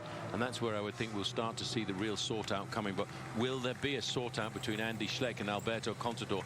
I feel both riders need to take some advantage over the other if they want to have a more certainty of winning the Tour. And the longer Andy Schleck stays in the yellow jersey, I think the more confidence he seems to be getting. I know, and he never talks about this time trial, where in history says he'll lose at least 1.5 minutes to Contador. He doesn't seem to worry. He doesn't see his lead as being fragile at all. And he certainly makes a very good interview. He's always got plenty to say, and he's always got that twinkle in his eye as well. He's just enjoying his Tour de France. He's a race leader who appreciates the yellow jersey in the true spirit of the most coveted symbol in the world of cycling. No, most certainly. This is the man who everyone feels is the big danger today. Sammy Sanchez, number 181. You can see the golden helmet at the back. He's the Olympic champion from Beijing and one of the best descenders in the whole of the professional peloton. And the fact that we're looking at a good 20-kilometer descent down to the finish is probably going to inspire this man. And certainly it will inspire the crowds, Phil, because we're right up along the edge of the Basque country. And you will see the Basque supporters at the finish, Phil, in their orange T-shirts. We certainly will, and they're only about 4 or 5 kilometers from their own country today when they come down to Luchon. The road goes straight on past the casino and into Spain. Saxo Bank doing what they did yesterday, looking after the man for as long as they can. This is the pace they want. You can't expect them to turn the screw tight every day. This is a seriously difficult Tour de France this year, especially the 4 days. It really is hard to put 4 days of racing in the Pyrenees without going over the same roads twice, because it's not a huge mountain chain here in France. As I say, it goes into Andorra and it also goes into Spain. Not that we haven't been there on the Tour de France either, but they're celebrating the French side this year. Now, we're going over the Col de Tourmalet, for example, twice. Now, I wonder why Samuel Sanchez came to the back of the race. He's got a little problem with his bike, and he's checking it out before life gets a bit serious. Yeah, he just wants to make sure everything is perfect before the final climb of the day. Just a slight adjustment there. I'm trying to see if I can figure out what it is. I think he's just trying to adjust the tension in the cleat, the pedal underneath. Those pedals, by the way, are like a ski binding, and basically they can be adjusted to be tighter or slacker. I think he might have felt that his foot was moving just a little bit too much in the pedal. So you think he's tightened it up? He's not planning to walk up the next climb. I don't think he wants to walk up the next climb. I think he wants to go like a man possessed down the final descent of the day, because he's dreaming of winning on the outskirts of Spain. Lloyd Mondery just coming off the bat looking for a drink. This is the Australian Luke Roberts, who is now turning into having a marvellous Tour de France here, Luke. And hats off to him. It's his second tour, and he was in the action yesterday, and he's in it again today. Well, he's looking very good, Luke Roberts. I think this is probably one of the best seasons he's had for a number of years. He's had a great amount of success in the early part of the year, finishing 5th overall in the Tour Down Under. He's going to go across the top of that climb there in 2nd place. If you get a chance to look at the way he pedals a lot more smoothly than a lot of the other guys, and I think that, Phil, comes from his background of having come from the track. So the leaders are over the top again, and they're not remotely interested in the King of the Mountains points. I don't think anybody until today had scored any points in the King of the Mountains, so they're not too worried about the points. And this is exactly what Anthony Chateau wants, taking all the points away. He'd loved for the 40 points available on the last climb of the day to go to this breakaway for sure. He'd breathe a big sigh of relief, in fact, but I wonder. So Voigtler and Turgot, the two teammates of Anthony Chateau, have taken the points anyway into camp, and Brian Van Borg in 3rd place. Yeah, there's a big, huge advantage for having this breakaway of 10 riders clear off the front for Anthony Chateau, because if they do take the 40 points away, it's going to make him look a lot more solid at the top end of that competition. 9.5 minutes at the moment. As we see Lloyd Mondry, he's got his drink, so he's happy now. He started his descent of the Col des Arts. We're heading down into Fronsac now, where it's famous for its wine. We'll be there shortly. We'll take a break. See you in a moment.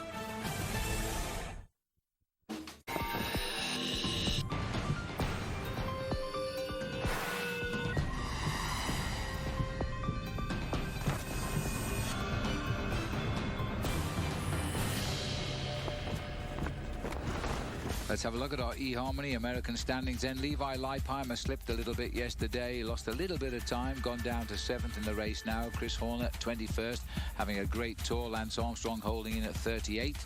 George Hincapie there as well. Brent Brookwalter enjoying his first tour. David Zabriskie completes the set. We've lost Tyler Farrer and Christian van der Velde with crashes. So let's go and find out now what's going on as we watch here. These are the leaders on the descent of the Col des Arts. A nice sweeping descent, good roads here. But talking of descending, let's go and have a chat now with Robbie Ventura and see what he's got to tell us. The final 8 or 9 kilometers of the Portes Bales are some of the steepest roads in this year's Tour de France. And what goes up must come down. According to Cadel Evans and some of the directors sportifs we talked to this morning, this descent is one of the more tricky, dangerous descents of this year's Tour de France. They talked about the steepness of the road, the narrowness of the switchbacks, and these riders are going to be tired. They just climb for an hour and 10 minutes. The riders who win today are definitely going to be good climbers, but the one who takes first place is not only going to have to climb well, but he's going to have to descend like a maniac. He's going to have to keep himself composed mentally, and he's going to have great bike handling skills if he wants to win in Bagnères-de-Luchon. Thanks very much, Robbie. It is a brutal descent, by the way, and there it is for you. We come down from the HC, the Or category, all the way to the finish. It's about a kilometre or so of flat road. I've spoken to some Tour de France, ex-Tour de France riders this morning, and they've been up there on the bikes, and they said they were hitting speeds of 100 kilometres an hour on that descent. Be great. So I think, Paul, you'd agree with me, they'll probably touch 100 to 110 kilometres an hour coming down that final descent today, won't they? I've seen recorded speeds in the Pyrenean Mountains. In fact, I remember looking once at Sean Yates's speedometer going down the Col de Tourmalet, and it recorded a maximum speed of 112 kilometres an hour. And I think, if my maths is correct, that's over 70 miles an hour. Amazing. When I was the organiser of the Tour of Britain many years ago, I was the race director in front, and a Russian cyclist passed me. And as I looked at my car speedometer, I was doing 70 miles an hour, and he went past me laughing. I didn't see him coming either. That was the unfortunate part. Yeah, but that's only on the straights. The technical descents, the average speed will be between 50 and 60 miles an hour. But seriously, on some of the straight roads, when you let everything go, I do remember myself one time, Phil, going down the Col de Tourmalet on the side that we will ascend up through La Mongie. There's a very straight part of the descent, and I was going so fast in a straight line that I actually lost my nerve and put the brakes on. Good heavens, I knew you were a good descender. At least you keep telling me you were. Well, in my memory, I probably was. No, you were a good descender. 9 minutes 40 is the gap. They're not at the top of the climb yet of the Col des Arts. Are they going to be 10 minutes when they get there? Maybe. But they're just keeping the same tempo on this climb. Now, remember that the 10 leaders are speeding down the other side, heading into the town of Fronsac.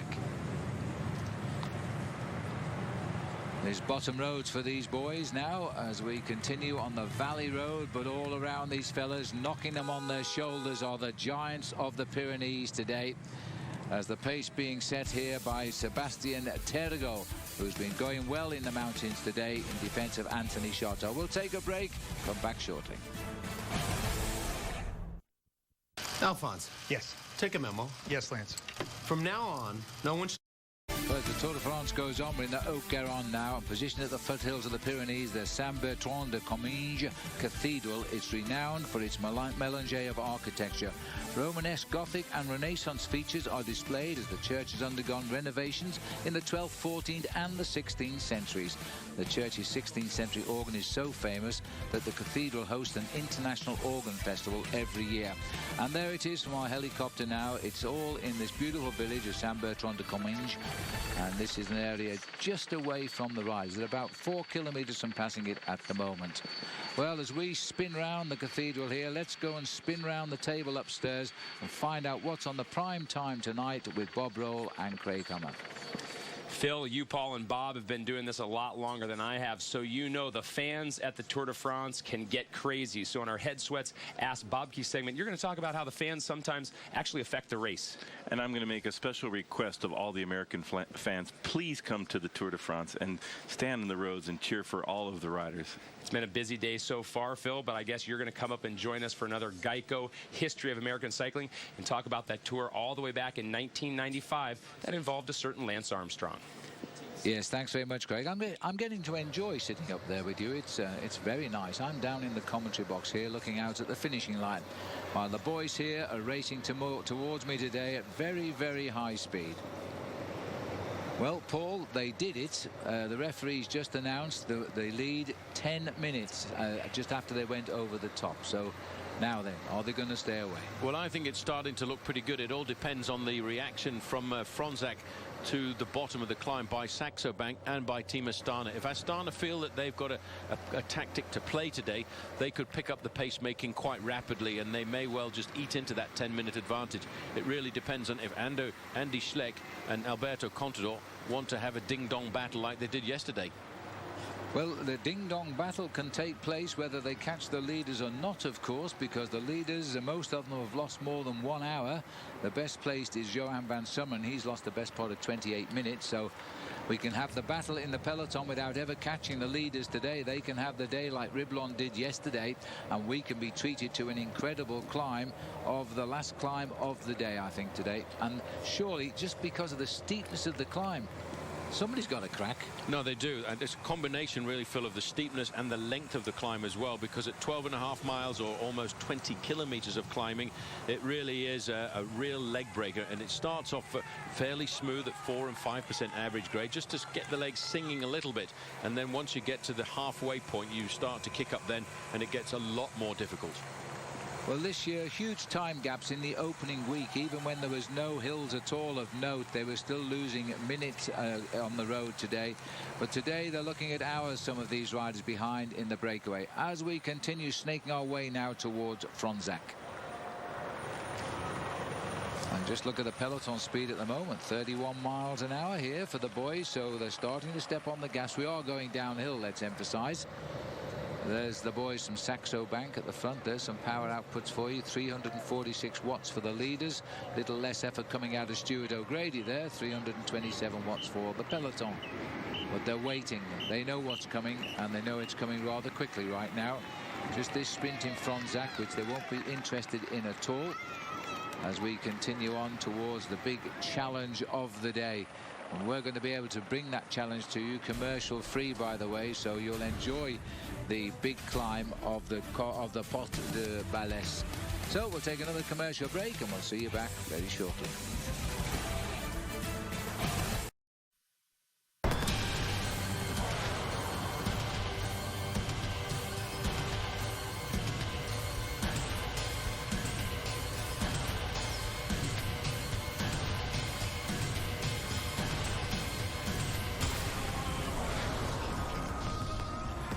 Time now for our SunGuard stage summary. It's been a pretty good race at the front end today. Fedrigo won the first climb, kept it in the B-box camp for his team leader. 10 riders got clear. Voigtler won the climbs 2 and 3, and the current time gap is 10 minutes 20 seconds.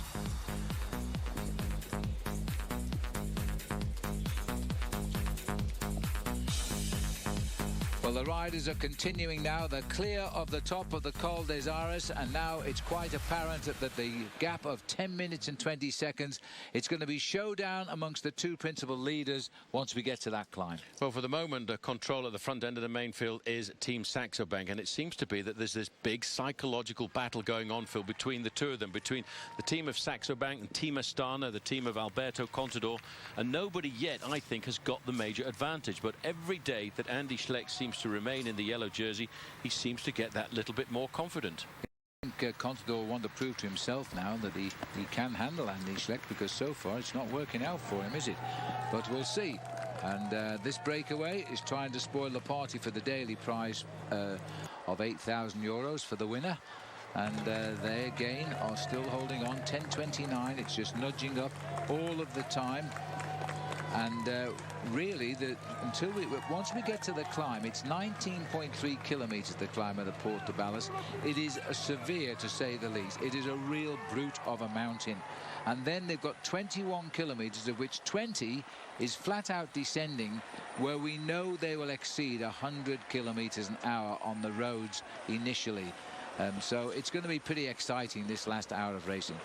Yeah, a little bit of excitement on the run down. We're just looking there at the chateau of the Count of Comines.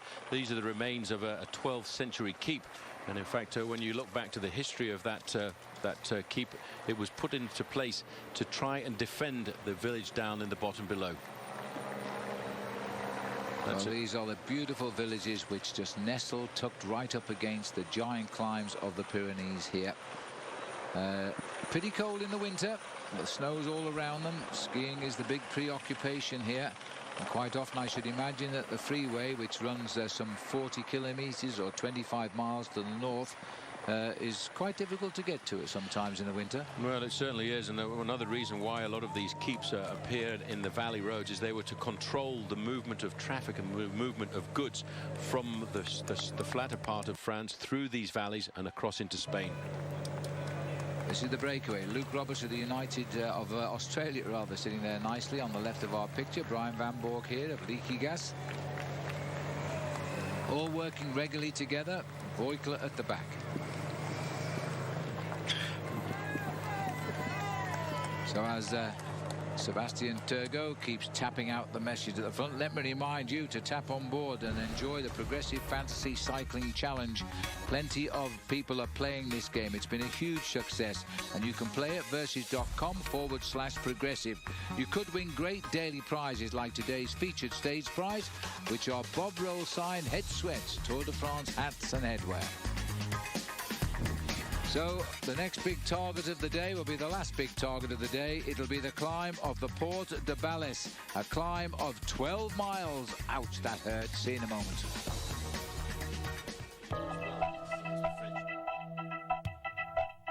Porte de Balles. It's a very steep climb, very narrow. It's in the Pyrenees, it's in the forest, with very, very little visibility. So you kind of constantly are in the woods, and you don't see anything up front. And it's very steep and very hard. Proof and sweat-proof sunscreen can wear out.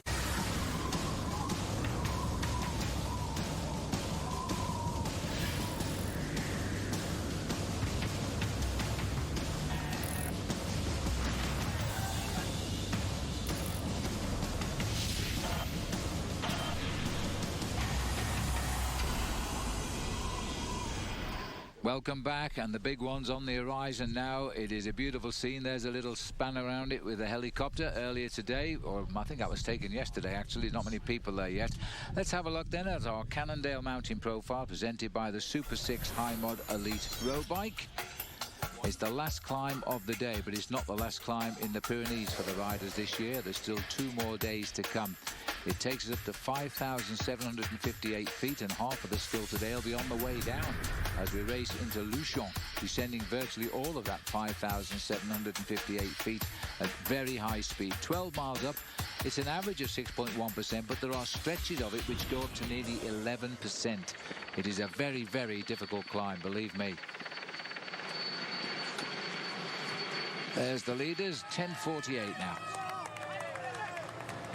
Well, they're going to get a good shot at this climb, Paul, that's for sure, as they continue to go on here. And there's some nice artistry down there.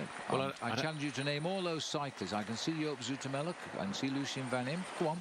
Well, I'd challenge you to tell me how often that bloke's going to put those paintings around the Tour de France, because I've seen them 6 times so far. He has to put them in the car. He moves on every day, I think. Yeah.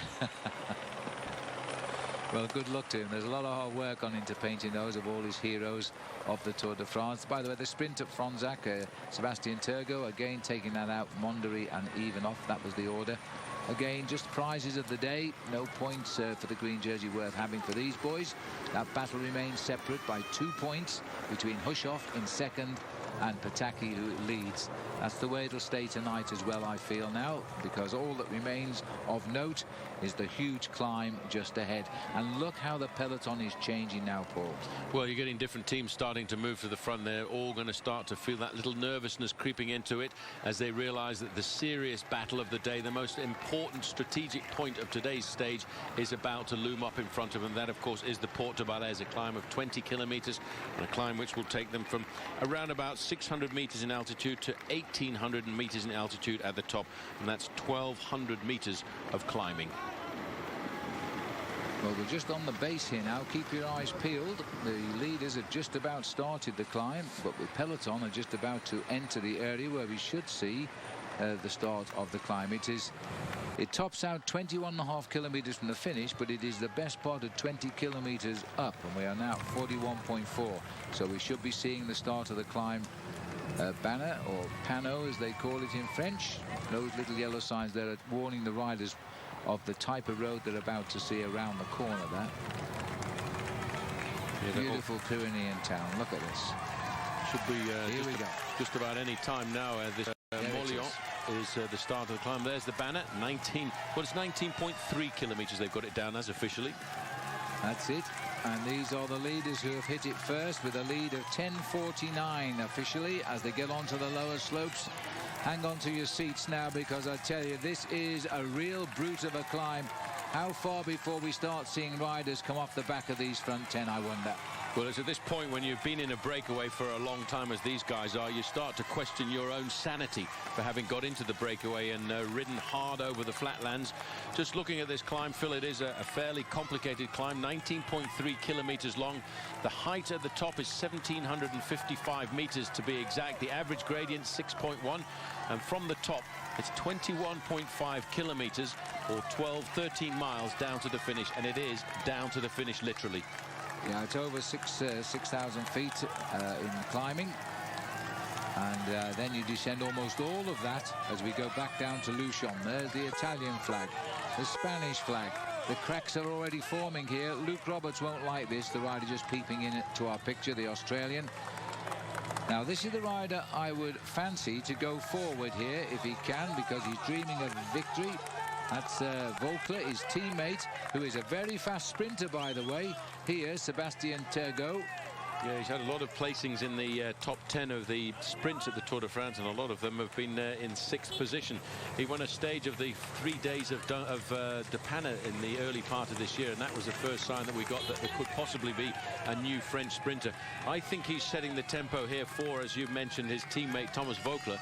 But watch out for Alessandro Belin, because that move he made a couple of days ago on the road into Revel indicated to me that the former world champion has got some pretty good form in his legs. Well, this is going to be a most interesting climb for sure now. Brian Van Borg, the leaky gas rider from Denmark, sitting at the back here. Vogler doesn't look terribly confident to me, the way he's riding. Off to the right of our picture, looking over his shoulder. Oh, he wants something, he wants a drink. So that's okay, that's routine. Slopes haven't started yet. This is the easy bit. Yeah, the first part of the climb, as I mentioned, Phil, probably the first 50% of the climb is at an average gradient of between 5 and 6%. And once you get to 10 kilometers to go to the top, that's when it starts to really get grippy at 10 and 11%. Hard work being done by Saxo Bank, trying to launch the yellow jersey onto the slopes now. The leaders have gone on to the lower slopes of the Porte de Balais, and it's not going to be long now before the main peloton arrive there. They've gone on with a lead of about 10.5 minutes, and it looks to me as though the peloton is trying to change. They're still under the escort here of the Saxo Bank team for Andy Schleck, and it's still Stuart O'Grady doing the work. It's all going to change very shortly. Jens Voigt just behind O'Grady. He might be forced to take up the running. And we want to see something out of Team Sky as well today, Paul, because they just need a bit of confidence now, I think. Well, certainly, I think Bradley Wiggins needs to do something. You know, he finished 4th overall in the Tour de France last year, and I would think he would be looking to try and see if he can still save something out of this Tour, although yesterday Thomas Lofquist of Team Sky moved ahead of him in the overall standings. Well, that might take a bit of pressure off Bradley Wiggins now. He's no longer the team leader in effect. These are the leading 10, and that's the champion of France, Vaucler, taking a drink. So we're looking here as they continue on. I'm going to remind you to don't forget to log on to versus.com/lead the pack. Do it every day, and today you'll need a code word, as always, to get on board with the competition. There's a prize for next year's trip for two to the Tour de France. The code word is Design Innovation. So as we look down here at the peloton, changing shape a little bit. We've got a bit of an arrowhead forming at the front, which means that the pace is just lifting slightly. 10:34. It come down a second then as I blinked. So maybe they're also starting to apply the pressure. We expect it now. 39.4 kilometers to go. So we will just take another break and then we will begin our commercial-free half hour thanks to Nissan. And then we'll be on the climb itself. See you in just a moment.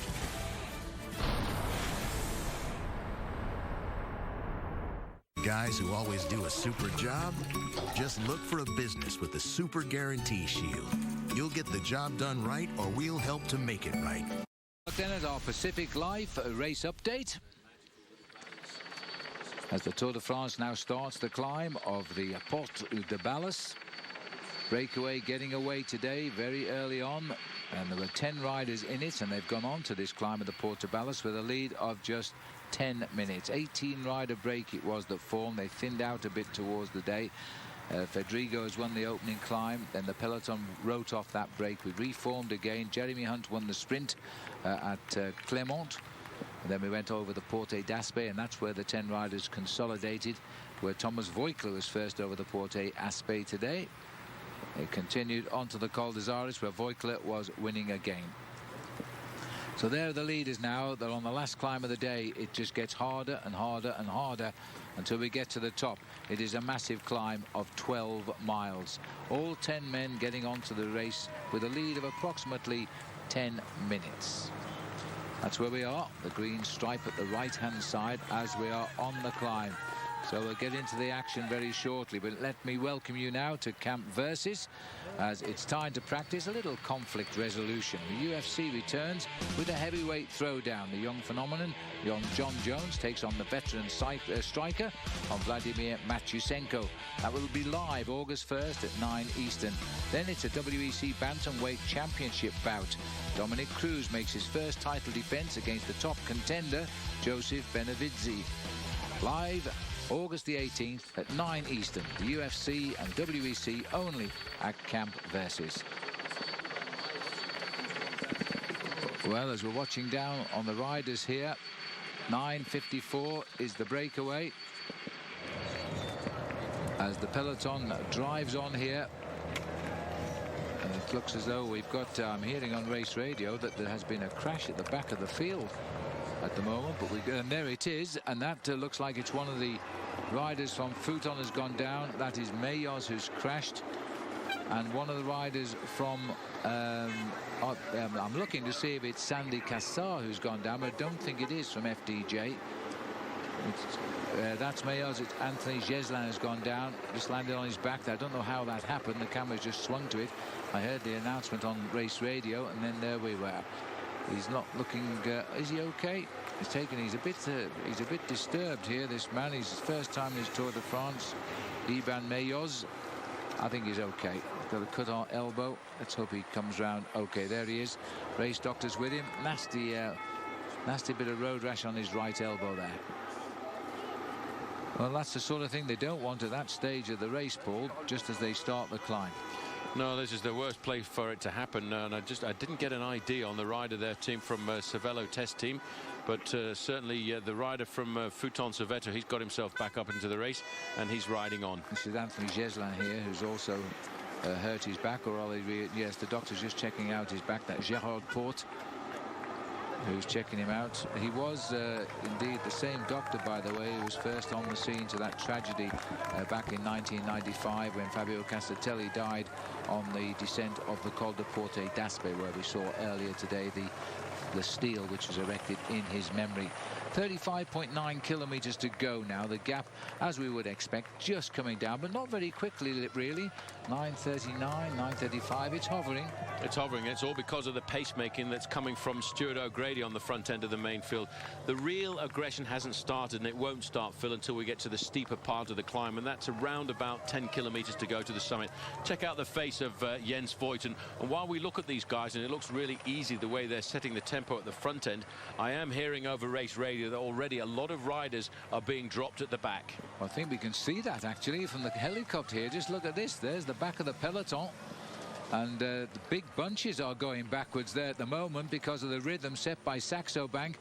Just look at this now. The riders know they've only got 35 kilometers to go, of which the last 21.5 are all downhill. So 13 kilometers to climb. They're not worried about being eliminated today on time. So they're saying to themselves, OK, boys, why bother? We'll just ride home. We've lost everything anyway by this stage. Well, that's right, because it's actually only in about the next 15 kilometers that they can actually lose time, because the sprinters will not lose any time on the descent, because they will actually probably go downhill faster than the climbers can. But I think I should emphasize, you know, we talk about it rather flippantly, but they drop off to ride home. We could not ride this mountain at the speed those boys ride home at. Well, no, the reason they get together is so that when they get to the flatter part of the course, they can actually work as a unit to make sure they can keep themselves inside that elimination time. And sometimes that elimination time, Phil, can be pretty tight, as we've seen on a number of occasions. Yeah, it can be very tight. These are the two pacemakers at the moment, Aitor Perez. I have to take my hat off. The Futon Cerveta boys have done well.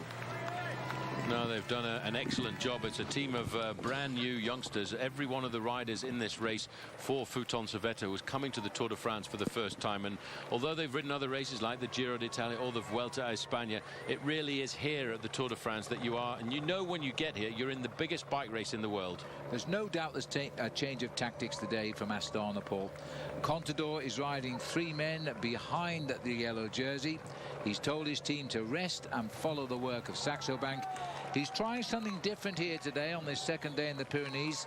He was unhappy not being able to drop check on the climb yesterday. Well, the pace-making by O'Grady is making this mountain look rather flat, having told you how hard and steep this climb is. It doesn't look it at all here at the moment. It does change, I can promise you. They're going to use O'Grady till he can do no more, and then he'll be joining that group off the back of the bunch. This is a different pace that an O'Grady is dictating now. In the early parts, it's what I was calling a false tempo, just to keep the main field riding along. But now, all of a sudden, they've lifted that pace. O'Grady himself has lifted that pace, and what he's starting to do, he's starting to eliminate a lot of riders from the group. Robin McEwen just going off there. Thor Hushoft is also dropping back as well. So they're splitting off at the back of the peloton, by the way. I saw Edward Boysen-Hagen is also slipping away there for Team Sky. He's their sprinters, it's turning out, in this tour. He's had a couple of third places and a fourth. There's Tony Martin going back as well, and that's a big surprise. Dave Zabriskie on the far side in the Garmin Transitions jersey. Most of the big names. Linus Gerdemann is going back, and that's a bit of a surprise to me. Fabian Cancellara, we're not too surprised about that, because Cancellara is not one of the great mountain goats of the professional cycling game, but certainly a man you can really count on the flat days. Watch out for him on the time trial when we do the penultimate time trial. David Miller. David Miller's just gone through. Martin Elmiger, champion of Switzerland, also gone through. And there is Mark Cavendish. He's coming through these Pyrenees really good. Oh, he is. He's got his pilot fish for the mountains with him there just in front. Bernie Eisel, a very popular professional bike rider, and turning out to be a fairly good replacement for George Hincapie in the lead out for Team HTC Columbia. Meanwhile, Stuart O'Grady causing the pain and destruction at the back of a big peloton still here as they ride the lower slopes of the Porte de Balès. Up front, the gap is slowly tumbling. It's now inside 9 minutes, so they've taken a good minute and a quarter off them since the climb started. Well, O'Grady's doing a phenomenal job here. He really is whacking out a big pace at the front end of the main field. And if people had thought that this team was starting to weaken after all of the pacemaking they've done on the flat part of this race, they've obviously come out here with a plan this afternoon. They know, I think in the back of their minds, Phil, they know that if Andy Schleck wants to win the Tour de France, he needs a big buffer of security over Alberto Contador. We don't know how much it is. We talked about 2 minutes, and then we said, well, maybe 1.5 would be okay. But anything I think that he can pull back on Alberto Contador is a bonus. I don't know if you saw the face just then of Andy Schleck, Paul, but he was grimacing on the pace being set by Stuart O'Grady, which led me to think that the Saxo Bank boys are trying to destroy Contador at his own game here by lifting the pace up so high they might crack. And that would be the next attempt. And if Contador faltered today, then we would have confirmation that Contador is not quite the rider he was when he won the Tour last year. Well, in the past, Phil, whenever he's attacked, he's got the gap on people, and I think that might have been a bit of a psychological blow to him yesterday, because every time he attacked, he never got more than half a metre in front of Andy Schleck. Schleck was there all of the time, and that will be a shock. Stuart O'Grady's disappeared. Now, we're not surprised with that at all. That was the plan. O'Grady would use himself up as much as possible, then sit up and survive to the finish. Now, it's big Jens Voigt, who's his turn to dish out some pain. Stuart O'Grady, job done for the day. He'll slide down that big peloton and slowly off the back of it, and will ride home content. He's done what was expected of him. Now it's starting to get a bit steeper for the breakaway here. Now the roads are getting up a little bit narrower. This is the part of the climb all the way to the top, which will hurt the riders. 3, 6. We've still got the 10 though, with Brian Van Borg on the back. Yeah, this is one of the groups at the back of the group. Yaroslav Popovic going backwards there. These are groups that will get together, Phil, just to survive. There's Geraint Thomas, the British national champion. I think he's learned an awful lot about himself throughout this tour, and I think once he exits this year's Tour de France, he will be a different professional bike rider. Most aggressive rider of yesterday, the man who won the stage, Reblon. So there's no stage win for him today. He's basking in reflected glory here, though, and he's not going to bother to even try and keep up. Although looking at his face, he really does want to. Well, as we look down the valley, the road is about to really fight back now, and we're going to see it all the way to the top in our special half-hour commercial free, thanks to Nissan, and we'll take our last break before the action. Coppertone Sport outshines. It protects you from the most damaging rays across 100% of the UVA-UVB spectrum, and the protection stays on better because it's ultra sweat-proof.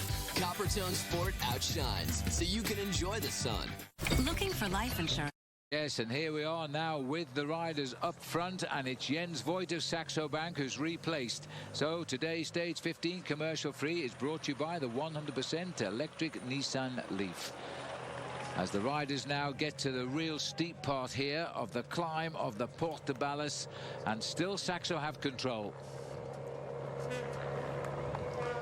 Well, this is a fine, it's the death throes, let's face it, of Jens Voigt. He will do exactly what Stuart O'Grady did, hang on at the front with as fast as he can ride before he has to give best to the teammate behind. Well, I'm amazed actually how quickly that gap dropped. It's dropped from 10.5 minutes to 7.25 minutes very quickly indeed, and it's all because, basically initially because of one man, and that's Stuart O'Grady. Now another man has taken over the pacemaking, Jens Voigt, a seasoned campaigner at the Tour de France. I'm just looking at the faces of these guys, Phil. This is a very difficult day, a very difficult climb. Jens just looking over his shoulder there to try and ascertain what sort of damage he's doing on the pack. Well, I've seen it all before so many times, but I still shake my head in wonderment at the way these boys climb mountains. And when they're done so quickly, as we've got the example here. This is Sebastian Turgot. He's tried to keep the pace at the front up for Thomas Voigt, his teammate. Now he's finished. Brian Van Borg is in trouble. He's just hanging on. Just in front of him is Luke Roberts. So the breakaway of 10 is beginning to dissipate. Well, I'm trying to figure out who set the tempo at the front to split it. We're halfway up the final climb of the day, and it looks as if it's Johan van Summeren has decided he wants to whack out the tempo of the front. He is, I would say, a very good climber. He has worked for Cadel Evans in the mountains in the past, and now he's probably thinking about the possibility of a win for him. And in fact, he looks to me, Phil, as if he's starting to ride away from a lot of guys in this group. Well, it's Van Summeren, then we've got Sergei Ivanov, Alessandro Balan, Thomas Voigt, and tucked away at the back here, Aitor Perez. They are the men going forward now, and looking at the distance to go, they've got about 10 kilometers to the summit. Yep, they're just at 10 kilometers to summit, and do I need to go out there and tell them that that's when this race starts to get very hard, because from now to the top, the race, the average gradient fill never actually goes below 7%. A brute of a climb now on a very hot day. It's even hotter when they come over the top and drop into Luchon for the finish. But if they've got 2 minutes at the top, they'll win the day. It is such a very quick journey down to the valley and into the town of Luchon. The 5 leaders then, Van Summeren, Ivanov, Balan, Voigtler and Perez. And looking at the chasers here now, a new man at the front. Gone is Jens Voigt at the front of the peloton as our camera goes to the back. And Nicky Sorensen, the champion of Denmark, is now taking up his pacemaking. This Igor Martinez slipping away there at the back. A little bit of a surprise to see him slipping back, because he's normally a very good climber. And Michael Barry, number 32 for Team Sky, he's slipping off the back end of the group too. Well, Barry is one of only 2 Canadian cyclists in this race, and Barry is now allowing the group to go away from him. Just up front there is a 105. That is Sebastian Lang, who brought his team leader, Jürgen van den Broek, back into the race earlier when Van den Broek had a puncture. Now it's Van Summeren here. He's got no teammates up here, and he's riding at flat-out speed here. Well, he is the man who can dish out the pain, and if by riding like this at the front end of the peloton, I've seen him assassinate main fields in the past when he's been defending the interests of Cadel Evans, but today he's riding for his own account. Well, he's halved the breakaway because there are only 5 of them left in this group now. The other 5 won't be seen again, at least not by these boys. They're being dispatched back to the peloton. Now, this is the back of the peloton here. Quite literally, these boys have all been dropped from that bunch, which is now becoming smaller and smaller. Gregor Bole, we just seen through. He's the sprinter, and also Koos Murenhout, number 196. There's Anthony Charteau, the leader in the King of the Mountains. He should still survive tonight, but it's getting pretty tight at the top, especially if he's beaten by some of the big names over the top of this climb. I just noticed also slipping back the former national champion of Holland, Murenhout, as you just mentioned. Yep. This is not yet the steeper part of the course, Phil. We're still looking at around about 7.5% in gradient. And in fact, somebody's recovered here, because it looks to me as if Van Borg has ridden himself back in to make this a 6-man group. But he's done very, very well to recover and get back on here, Brian Van Borg, but he has 6 riders going now, and Van Summeren has dropped off the front, and Thomas Voigtler has started to apply the tourniquet for France. Meanwhile, back in the peloton, this is Nicky Sorensen. Again in the death throes. He'll go for as long as he can, then he will disappear until in the end it'll be Yellow versus Contador. That's what it's going to be. It'll be maybe once again we'll have the Andy and Alberto show as we get towards the top of these climbs. Andy Schleck looking very comfortable there, just looking around him to see what his teammates look like. But further back you can see more riders starting to slip off, and again Lotto being reduced in numbers. That was Francis de Greef going off the back there with Sebastian Lange. But it's still a very big peloton despite all the pacemaking here as they continue, and there's still this intriguing battle between Radio Shack and Case Tapan, split by a hatful of seconds for the team race. Looking a little bit interesting there. There were 7 riders from Team Astana riding at the front end of the main field as well. For today, Team Astana are looking now to have the strength in numbers that they maybe didn't have yesterday. 9 kilometers still to climb here up this brute of a mountain, which only gets harder and harder. This is Francesco Gavazzi from Lampre who's going off the back now, and he's being followed by Di Gregorio there, Paul. Was once the King of the Mountains in the Dauphiné Libre race. Inaki Isasi going backwards from Euskaltel Euskadi. A lot of riders under serious pressure here. Slipping back there as well, that was Rojas. He's one of the sprinters on Case d'Epargne. And still, Nicky Sorensen now has come to the front. I'm just trying to do a quick head count. There are 3 riders left here in front of Andy Schleck from his team. But behind him now is Alberto Contador. He's getting into the slipstream of the Luxembourger. But Contador has still got 6 teammates with him. He's brought his troops right alongside him here, not destroying them like he did yesterday. It's the other way around today. It's Saxo who are destroying their pacemakers.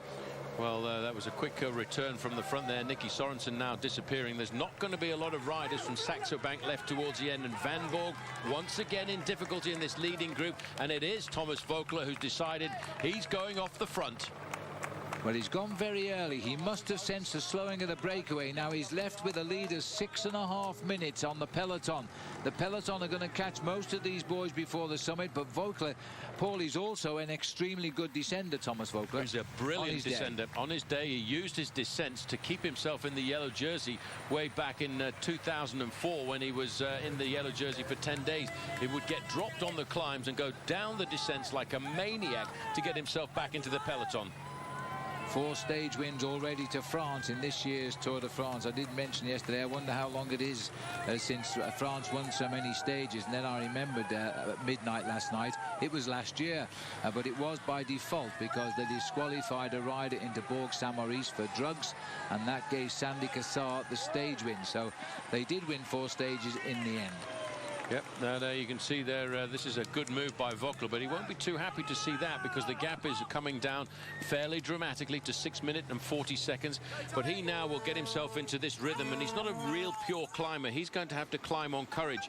Le Petit Prince going backwards here, Damiano Cunego. Went for the win yesterday, didn't find he had the legs towards the summit at Aix-Trois-Domaines. Now he's not even going for the win today, he's just going off the back of what's left of the peloton. It is still a reasonably big peloton too. Now looking down there, of the leaders of the Tour de France, Schleck, Contador, Sanchez, Menchov, Van den Broek, I've seen those riders there. George Hincapie also cracking. Well, slipping backwards there, Hincapie, Jani Brakovic. I'm surprised to see him go back. He's had a very hard Tour de France this year. It's his inaugural tour, and he looked so imperial, Phil, when we watched him winning the Criterium de Dauphiné, when he was actually attacking Alberto Contador in the Alps. Well, so I'm sorry to see Yanni going off here because the battle might be opening up in favour of Kees de Paan in the team race right now. But look at these boys here now. Another change. Gone is Nicky Sorensen as we continue to set the pace with Fuglsang. We're looking at the lonely figure here now of the champion of France, Thomas Voeckler. He's taken his moment when it came down rather quickly. It's now inside 6 minutes. Voeckler has felt he's got to run for the top because he's still got here the best part of 8 kilometers to climb to the summit of this mountain. Well, just looking a little bit further down there, Phil, you might just spot the big shape of Johan van Summeren trying to ride himself back into this race, and he's I think currently in 3rd place on the road, and the man in 2nd place on the road is Alessandro Ballan.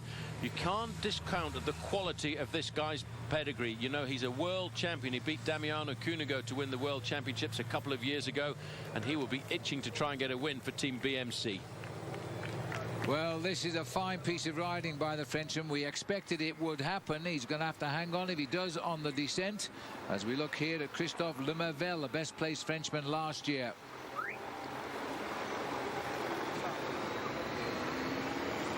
There's the neutral team car right up there. So as we continue on this climb, let me remind you that today's commercial free is brought to you by Nissan and the 100% electric Nissan Leaf. As we continue our climb here up the Porte de Balès. And this man, we anticipated this move by him, and he's put it into effect now, Voeckler. This is such a typical move by the Frenchman, Paul, and what a great feeling on the 100th year celebration of the Pyrenees in the Tour. The champion of France blazes the trail. Yeah, he's a real character, Thomas Voeckler. He's not afraid of dishing out a bit of pain and not afraid of getting into a breakaway. I've seen him struggle through this Tour de France. We've seen him sit at the back end of the main field on a number of occasions. We're looking at about a 10 to 12 second advantage he's got over Alessandro Ballan. And Ballan, I have to tell you, is an extremely good descender. Well, Ballan, and so Voeckler is a very good descender as well. We'll see what happens here, but Thomas Voeckler is clear. Ballan is chasing him at 18 seconds officially. And then we've got no official time gaps in between because the breakaway has split up, so the peloton is running at about 5 minutes and 41 seconds. They are coming though, and it's still under the escort of Team Saxo Bank, but they've only got 2 teammates left now setting that pace. And then what will happen? Will they attack? The man will be left on his own, the yellow jersey of Andy Schleck. Well, his team, Andy Schleck's team, is doing a phenomenal job here because they've halved the advantage that the breakaway had at the start of the climb. It's down to 5 minutes from 10. That's Roach. Nicholas Roach. Nicholas Roach has what a time to get a front wheel puncture, which has dropped him from that chase group. Now he's going to have to get on because Nicholas Roach is having a brilliant Tour de France here. Oh, He's this is a bad 14th change. Place. 9 seconds on this climb is a long way. Well, this is not a 9-second change. That was a very slow change. That was one of the slowest front wheel changes I've seen in a little while. He's got himself back up, but I think the mechanic was panicking a fraction there. Well, he's got to race back up to this because Nicholas Roach, 14th, was in that chase group there containing the yellow jersey. It is on the front here, full slang or Fugelsang of Saxo Bank setting the pace at the moment. Well, everybody's queuing up behind now to try and figure out what tactics are going to be adopted on a day like this. But still, Fugelsang on the front, setting the tempo, riding alongside a couple of supporters, getting a look there into the eyes of Andy Schleck. But this time, it's a reversal of roles because sitting in the wheel of Andy Schleck is Alberto Contador. Yesterday, Andy Schleck decided he was just going to follow the Spaniard anywhere he wanted to go. But today, maybe he has a different plan. I will look at the face here on the right of Chris Anker Sorensen here. He is hurting and it's not his turn to set the pace yet. We see the concentration on Jakob Fugelsang. 5 kilometers for the leader though. That's going to be a welcome sign. This boy is free to fly just at the minute. His racing jersey fully unzipped. 3 miles, it sounds awful, 3 miles. Let's stick with 5 kilometers to the top now for the champion of France. And he's still got just under a 6-minute lead. Well, that's what he wants to conserve. If he goes over the top with a minute's advantage, I don't see them seeing him at all. Well, there's a fine athlete of a man there trying to keep up with France, but he'll have a job here now. To Saxo Bank. Lance Armstrong is still in this group. He's running about 12 men down on this race, and that peloton, Paul, is still very big. It is, but it's starting to get reduced in numbers. I noticed 3 riders in there from Radio Shack. Konstantin Sipsov dropping backwards. Yes, Sipsov also falling away now. That's to be expected, this youngster in the Tour de France at the moment. To Saxo Bank. It is still Fugelsang, followed by Chris Anker Sorensen, followed by the leader of the Tour de France, Andy Schleck. The big man on the left of our picture is flying all of the Belgian hopes today, Jurgen van Broek, and he's still there. But at the front, on this 100th year of celebrations, the champion of France is clear by just on 6 minutes. Well, he will be inspired by this performance. He will have been inspired by the performance of French riders in the Tour de France this year, because so far they've got 4 victories. This looks like Bradley Wiggins, and this does not look like the right place to be getting dropped. No, that is a real shame. We are hoping that Bradley could just... I think he's affected by the whole thing mentally now. He was being quoted in the press as saying last year's 4th place finish was a fluke, and I don't think that's the case. You don't finish 4th in the Tour de France by mistake, but he's lost a lot of his confidence this week. Yeah, he's got Mick Rogers for company as well, just over to the right-hand side. Mick Rogers, just reading what he had to say in the quotes on his website last night. He said, "Guys, I'm cooked." Well, it's been a hot Tour de France, and I'm not surprised. Well, change at the front now. Gone is Fugelsang. Up comes Chris Anker Sorensen. He looked bad enough when he wasn't making the pace. So here he is now, just giving all. And then what will happen, Paul, when he comes off the front? And he'll have to come off the front in a few more meters. That will leave yellow against 1, and 1 is Alberto Contador. Well, check out Astana. There's 3 riders from Astana there alongside the leader, Alberto Contador. That could be extremely important and critical on the run in towards the finish. Levi Leipheimer is in this group. There's 3 riders from Radio Shack, and it might be a good time to remind ourselves that in the team race, only 8 seconds separates Radio Shack from Team Case d'Epargne. Now this is one of the steepest sectors of the course now. It is 8% here. David de la Fuente has drifted off the back as well, so Astana has lost 1 involuntary there. As we now get high amongst the pine trees here on this mountain, Samuel Sanchez is still in that pack as well, so the men that matter are still in this front group. And what about Denny Menchoff? He's there too, and as always with the silent assassin, you never see him till it matters. Back to the front, as they say. Here comes Thomas Voigtler, still blazing a trail alone up the pass of the Porte de Balis. Well, he is still conserving a good 6 minutes over the yellow jersey group, and that could well be extremely important for him. Chasing him on the road is Alessandro Ballan, and Ballan's gap now, Phil, is around about 39 seconds. Nicholas Roach has had a very unlucky and badly timed front wheel puncture, and he's trying to ride himself back into this group, trying to keep himself in the top 15 overall at the end of the day. It's still good for Nicholas because he's strong. He's coming up on a group of 5 dropped riders here. He will not ride with them. He's got to keep the effort full on and get round them and keep going towards this group. So unlucky to puncture at that time. Well, I'm hoping that Saxo Bank have got some tactic in store here in the back pocket this afternoon, Phil, because as far as they're concerned, they have decimated their team with the tempo that they've set on the slopes of this climb. A lot of riders still there from Astana.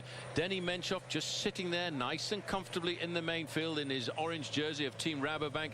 He'll be waiting to see whether or not the descent off this climb is going to suit him. And a lot of people are saying this is a Denny Menchov type descent.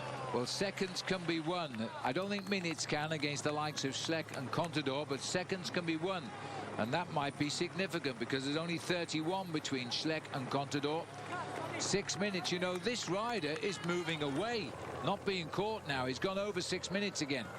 Well, he's obviously inspired Thomas Voeckler. He's waited for the right move on the right day, and this could very well be the day, because today is the actual day that the Tour de France celebrates its 100th inclusion of the Pyrenean Mountains into its history.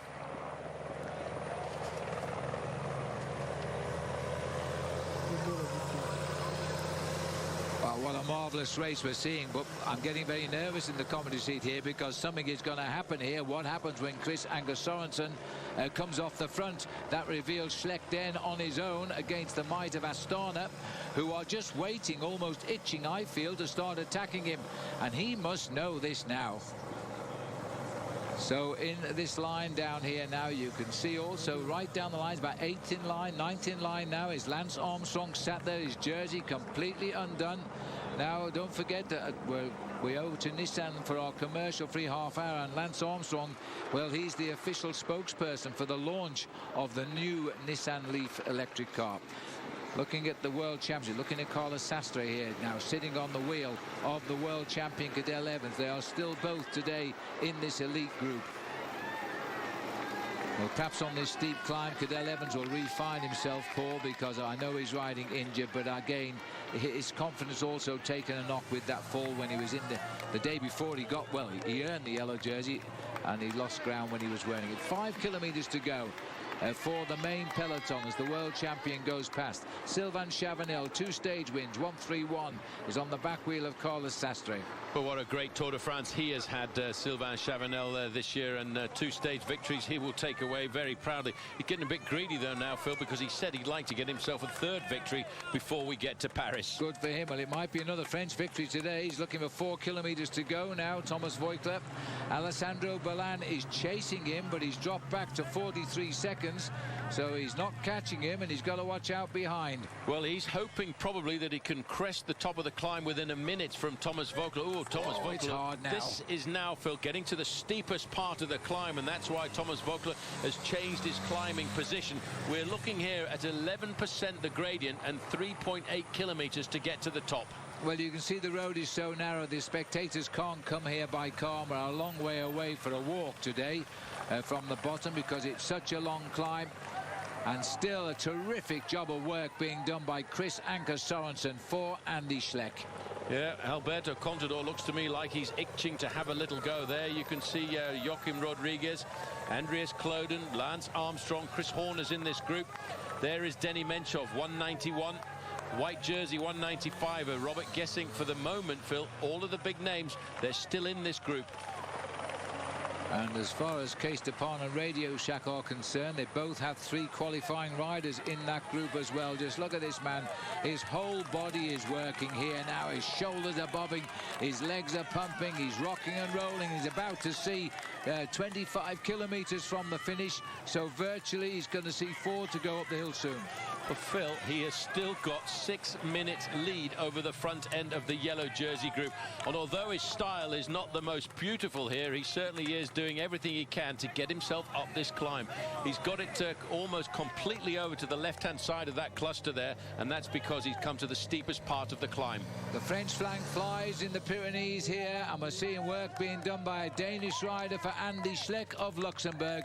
This is Chris Anker Sorensen. I don't know where he's finding the strength from now to try and dictate the pace for Andy Schleck. Schleck is following, but Alberto Contador has moved right up behind him now.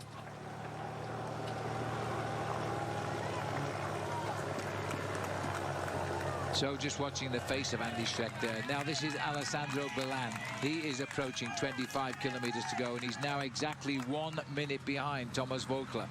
Well, 1 minute is a tough call to bridge on the descent, but he's maybe capable of that. He is a former champion of the world. He's not enjoying this climb here, but he is just hoping that he's going to survive. An incredible job of work being done by Chris Anker Sorensen. I'm not sure how much more he can do here. We've just gone back. This is Mario Ertz, who's now finally been dropped as well. This grand experienced man of 10 tours also unhooked at the back.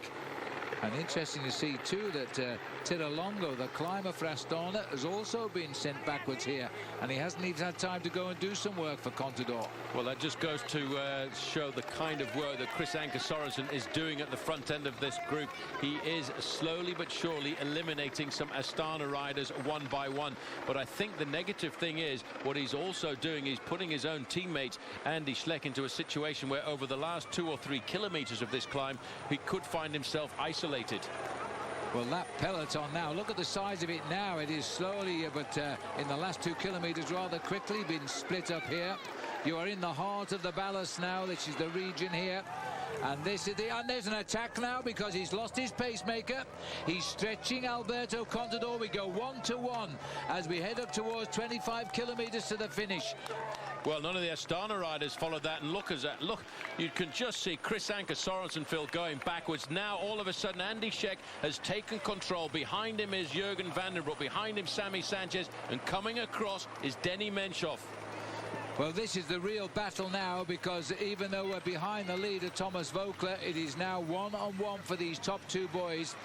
Slipping away off the back of the race there too was Moreno now for the Amigo Farmo team, and going off too, or looking under pressure on the left, was 41. That was Basso. Ivan Basso. Ivan Basso, also with Cadel Evans. Luis Leon Sanchez in difficulty 2, number 161. Sanchez, Sammy Sanchez now, the Olympic champion. He knows he's got a chance here, Phil, if he can get to the top of this climb. Menchoff is there. He's always present. He rode across that gap as if it was nothing. The first 5 riders in the Tour de France here are right there, and that is on the right is Sanchez, in the yellowish Schleck, on the far right as we look is Menchoff, Alberto Contador and Jürgen van den Broek. These men are earning their place now as the top 5 riders in this year's Tour de France. Well, Contador just keeps looking over his shoulder. There's number 21, Lance Armstrong. Not quite sure where he is at the moment, but he's still in with the mix a little bit. Yes, just struggling now, the lifting of the pace by those 5 riders up front. Might be just putting Lance here into the red zone. Clearly wants to hang on in there for the moment. Looking at the clock here, 24 kilometers to go. They're just over 3.5 kilometers from the summit of the climb. Well, one man is taking responsibility of the race now, and that's the man in the yellow jersey, Andy Schleck. He's not asking for anything. He's not even scared about the fact that he's got Alberto Contador in second position. Looks over his shoulder just to check. This is amazing, Paul. We are seeing Schleck dictate the pace to the greatest climber in the world. This cannot be doing the psyche of Alberto Contador any good at all. Well, there's Alexander Vinokurov, there's Gesink, there is Levi Leipheimer and Andreas Kloden. They're in the next group on the road, but the leading 5 are leading away. And let's not forget Thomas Voeckler setting a lone trail here at the front, the champion of France now. He's the rider who's getting the marker. He is approximately 2.5 kilometers from the summit, and if he can get over the top with about 2 or 3 minutes in hand, he will win the day for France. And how fitting would that be today? Yeah, I'd have to say, Phil, as we catch here Turgot going backwards, he only really needs a minute over the top of this climb because he's a fairly good descender, and I don't see any of these guys, except maybe Sammy Sanchez, bridging a minute's gap on the descent. Now, what is Alberto Contador feeling like here, being dictated to by the maillot jaune? And one thing's for sure now, Paul, Andy Schleck shows no respect to Contador. None at all. He wants to honour the yellow jersey. He's used his teammates, he's eliminated the rest of the field, and now he wants to try and dictate the pace. Well, as we're looking here at these 5 riders, these riders are 5 top riders in the Tour de France, and they're staying that way. Now, don't forget, today's Stage 15 Tour de France is commercial-free coverage made possible by the 100% electric Nissan Leaf, the new car. This is the group just behind. Carlos Sastre sitting on the back wheel of number 21 Armstrong, the 2008 winner against the 7 times winner at the back of this group. They are fighting for every second now as they come towards the summit. How's that for a picture? That is a magical picture of the Pyrenees, and actually, Phil, it's rather strange to see it quite like this, because normally the Pyrenees are very often clouded. They are indeed, and this man, well, head and shoulders above the rest right now as he looks at the slopes heading up towards the banner on the summit. 22.8 kilometers to go. We will top out at 21.5 kilometers to go. 1.3. So he's looking now for the action on the road.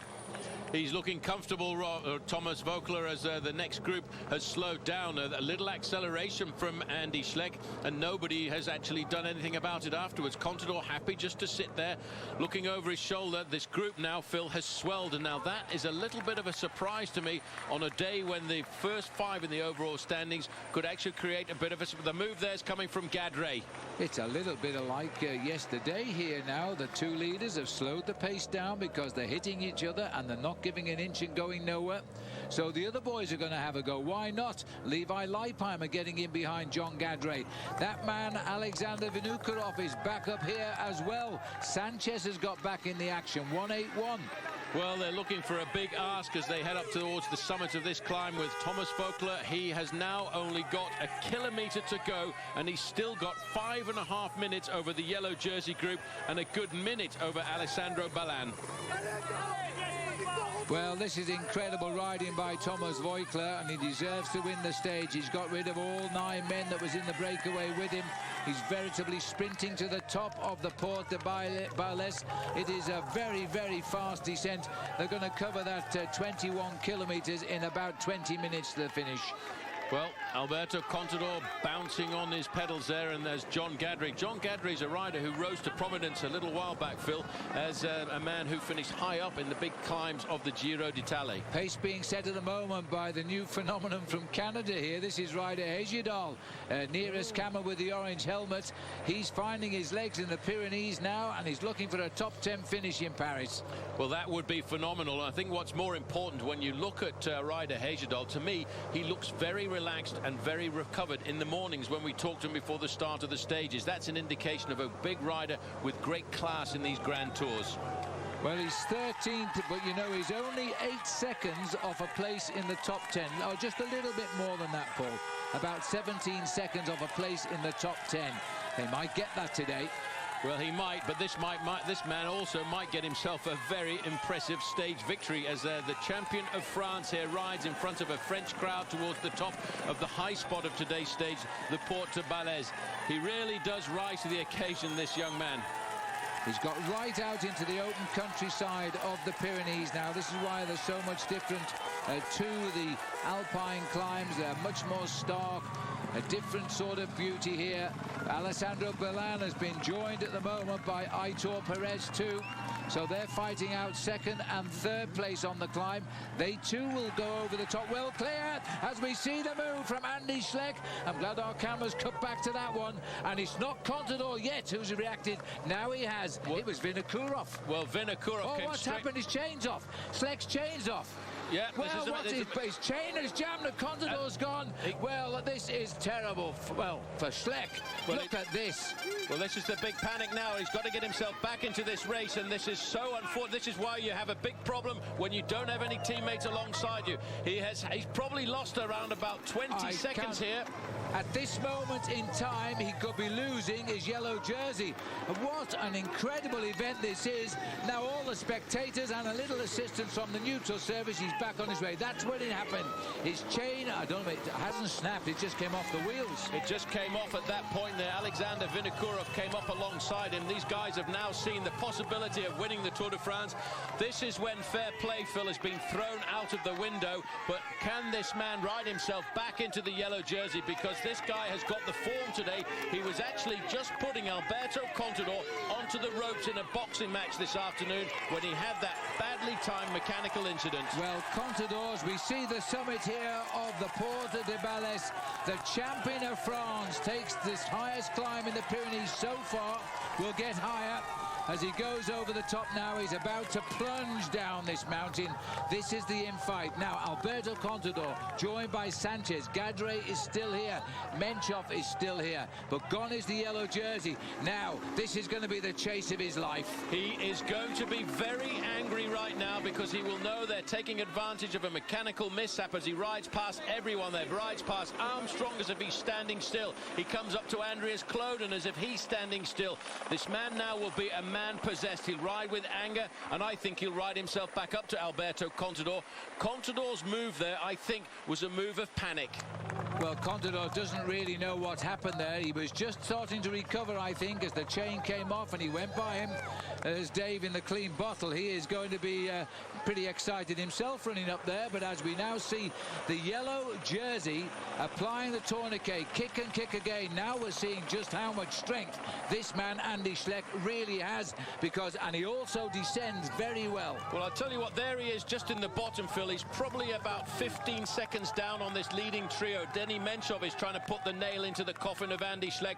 This is the performance of a champion. He didn't panic at all. He stopped to the side of the road. He put his chain back together, and slowly but surely he's riding himself past everyone. Look how fresh he is compared to Rodriguez. He's coming now up to the wheel of Robert Gessing. He will catch these riders, Phil, I'm sure, before the top of the climb. Second and third over the top, that's Perez and Alessandro Balán, but they're looking for 1.5 minutes. They still have a great chance of staying away to the finish. Contador is almost looking back here to see where he is coming. I don't know whether he's waiting or not, but he's very conscious of the location of Andy Schleck as he tries to sprint clear. Schleck has caught the back wheel of Robert Gessing and is going to have to recover quickly and keep on going here. Time is running out for that yellow jersey right now. He's up behind Leipheimer. Well, he won't give up. He's caught them group by group. He's now up to Ryder Heyerdahl and John Gadre. Excuse me, out of the way, guys. I've got to get myself back into this race. Alberto Contador has seen this as a chance to try and win the Tour de France this afternoon. I know everybody wants the shots, but they're going to have to move those motorbikes out the way right now. He's in amongst this very select group containing Vinokourov again. Ryder Heyerdahl is on the shoulder of Heyerdahl. He is pushing his way through as the flag of New Zealand flies there. Contador is still trying to open the gap, but the risk on the descent now, Paul. There's going to be risk, but I tell you what, you get behind this man in the yellow jersey this afternoon if you want to, because he has not asked for help from anybody else in the Tour de France. This is courage at its absolute best. Andy Schleck has not asked for anything from anyone in this group here, and he's riding himself slowly but surely back up.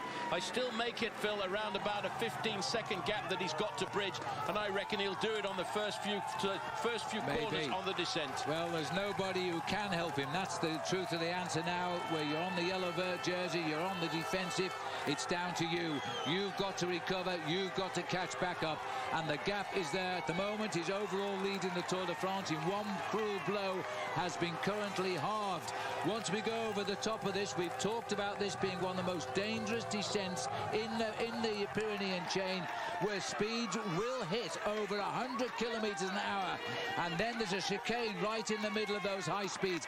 Gessing has gone under the impetus of the raid here. I make the gap, Phil, around about 20 seconds between Alberto Contador and the yellow jersey of Andy Schleck. And Schleck is still going. He's still riding on his own, not asking for anybody to come forward and look after him. And he's dispatching riders one by one. Just sitting on his wheel now is Jürgen Vandenbroek. I'm trying to see if there's anybody else there, but I'm not sure there. You can just see Alexander Vinokourov.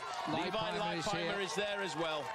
100 years in the Pyrenees, and what a day. The champion of France goes first over the top of the mountain, and the yellow jersey is placed in difficulty. These mountains continue to make the stories, don't they? Over the top now with the time gap of what did you see the time? I didn't see it. 4¼ minutes on the leader. But that doesn't matter. It's the seconds between Contador and Yellow. And look at the face of this now. He's going to rip down this mountain. I make it 13 seconds over the top, Phil. 13 to 14 seconds over the top, and that's not very much on the descent. It'll be around about 200 meters. If this man can take 1 or 2 risks in the corners, he should be able to pull himself back into the Tour. Well, settle down for the dizziest descent we've probably ever seen in the Tour de France. And I'm just glad I'm not on a motorbike or following these boys. It is long, fast superhighway. We know they can hit speeds well in excess of 100 kilometers an hour. And we're on the way down now, and it gets tricky towards the end. And what a time to make a descent. You've got to bridge 13 seconds to the 2-time winner of the Tour de France. Well, Andy Schleck now has got to do all of this completely on his own. Look at the way he's using all of that road. Excuse me, Mr. Motorbike, get out of the way, because I am going faster than you. I'm going to ride myself back into this race. So, as the riders make the descent here now, Schleck has it all to do. Well, they continue now, braking late, holding it around these tight bends. This is going to be an incredible descent down here. It continues, don't forget, for 21 kilometers. So we're going to we have to take an early commercial break. We want to bring you back as fast as we can to see the descent. The Maillot Jaune of the Tour de France is fighting now to keep his overall lead today.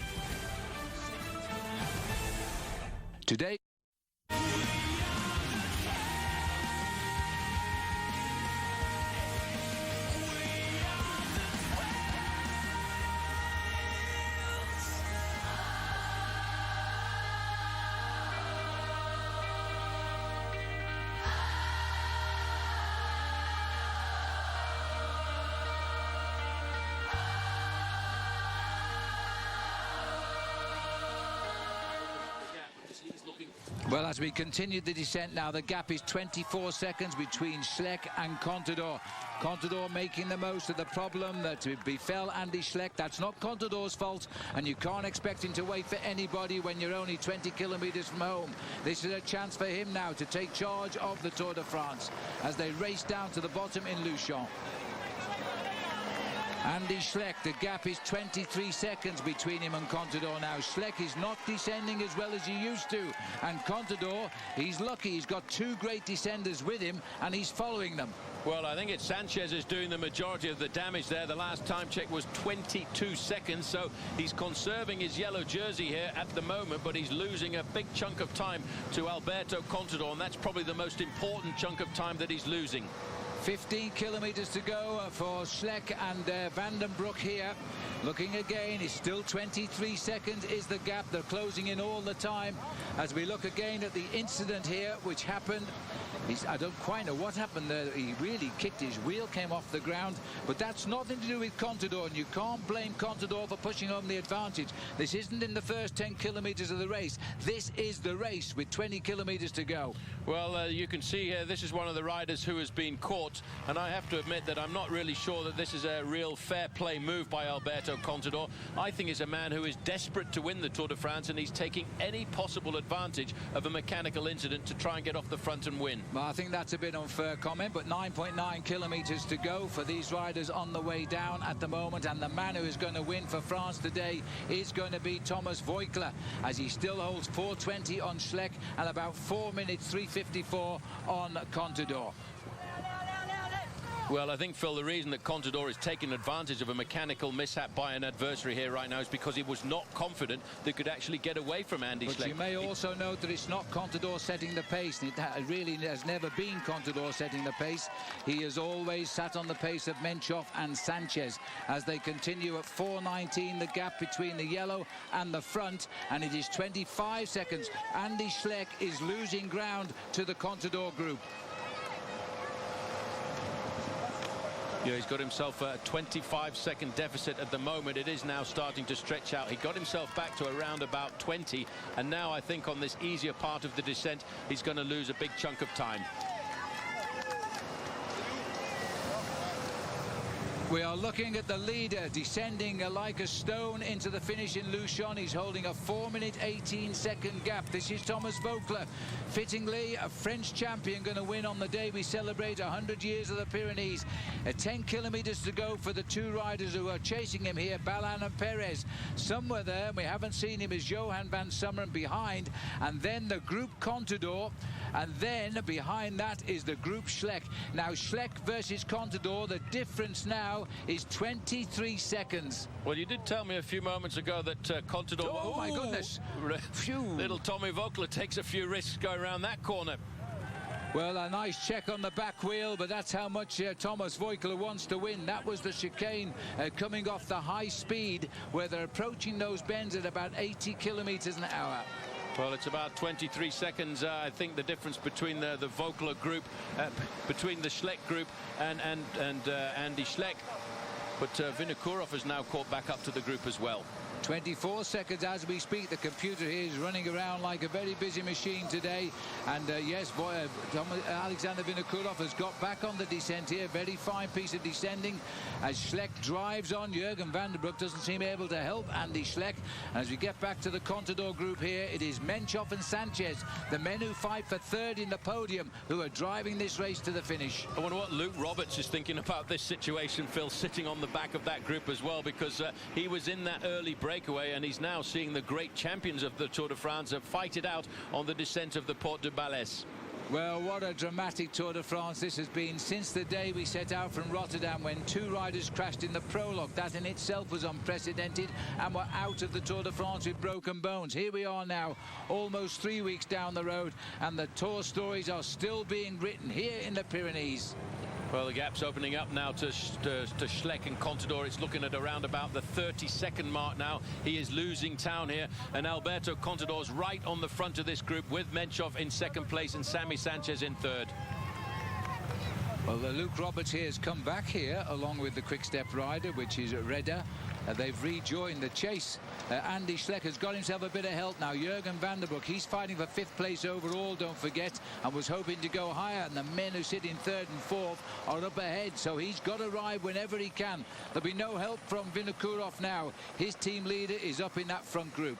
Well, Vinokourov has got to this group. He will just sit there like a limpet mine on the back of the group and wait to see what happens later on the descent. Jürgen van der Broek riding with Andy Schleck here. Schleck, I think, will feel a little bit disappointed at losing out in a situation like this, because it's not from his physical ability that he's losing the Tour de France here. It's actually a mechanical failure. He's under 10 kilometers to go. It's 4 minutes and 10 seconds since Thomas Voeckler went under there. Again, 27 seconds is now the gap. So he is actually losing ground because of the descending here of Sam Sanchez. Yep, well, those three riders in that group, Phil, are sharing the pace. Alberto Contador is working with Menchov and Sammy Sanchez to make sure they can open up the advantage over Andy Schleck. Continually to descend here now. He's got wider roads now as he continues the pedals down into Luchon. He knows now he's won this, barring an accident. We don't wish that on him at all. He's 1:34 and still holding off comfortably Balin and Perez. 30 seconds is the gap now between Contador and Schleck, and at the start of the day, Phil, it was 31 seconds that separated them.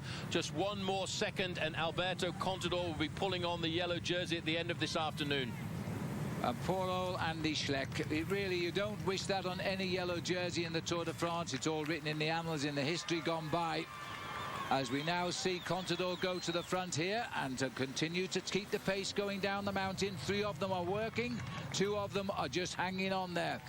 Well, hanging on because they were in the long breakaway over the top of the Porte de Balès, and they are just hoping to stay in contact with the heads of state of the sport here. This is the next group on the road. You can see Andy Schleck trying to hold on to that yellow jersey of his, Phil, but the clock is not telling us it's good news. No, of all the combinations we thought of on today's stage, what might happen, we certainly never thought of this one. Unshipping a chain at the most crucial moment of his attack, and then just having to stop and getting the worst possible adjustments before he got going again. Well, for Thomas Voeckler, he's now well within the sights of getting himself the stage victory, which he went out onto the early morning breakaway with a hope of surviving, and that looks like it's going to be that way for the man who leads the French, the champion of France, and as you say, on the 100th anniversary, what a victory that's going to be for him. Well, he's only won one race this year, Thomas Voeckler, and that was his National Road Race Championship a week before the Tour de France begin. And his next one is going to be a win on the 100th day of celebrations of these mountains in the Tour. Well, there's two good wins for the season, that's for sure. This is still the race being forced on at the moment by Sanchez. He's probably the best descender in this group, and he hasn't got rid of Denny Menchov, or more importantly, Menchov hasn't got rid of Sanchez. So they're going to hold third and fourth tonight. Well, that's the way it's going to stay, but the question is, where will the yellow jersey go at the end of today's stage? Voeckler inside of 3 kilometers to go. He's actually pretty much now filling the outskirts of Luchon as he drops down the wider part of this road. Very fast descent now. We're touching speeds of around about at 90 to 95 kilometers an hour. Well, we're looking at the moment, Contador is 28 seconds, so Schleck has come back just a little bit, and he's holding on to yellow. It's going to be a desperate countdown once Contador is under that banner down in Luchon. This man's going to make it first. He's going to win for France, but who will be the new leader tonight? That is now the question.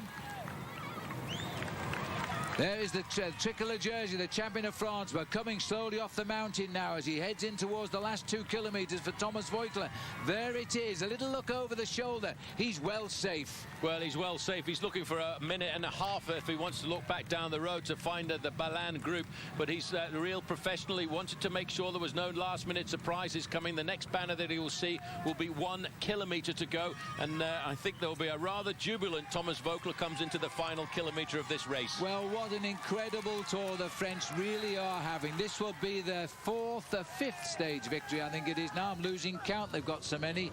As we now see the chase here, Contador, and that little bit of move by Sanchez because he comes down quicker, that much better than everybody else. Contador quickly scurries across to try and grab him. Menchov is right there as well, Redder, and then Roberts. This is a huge result for Luke Roberts as well. Amazing performance.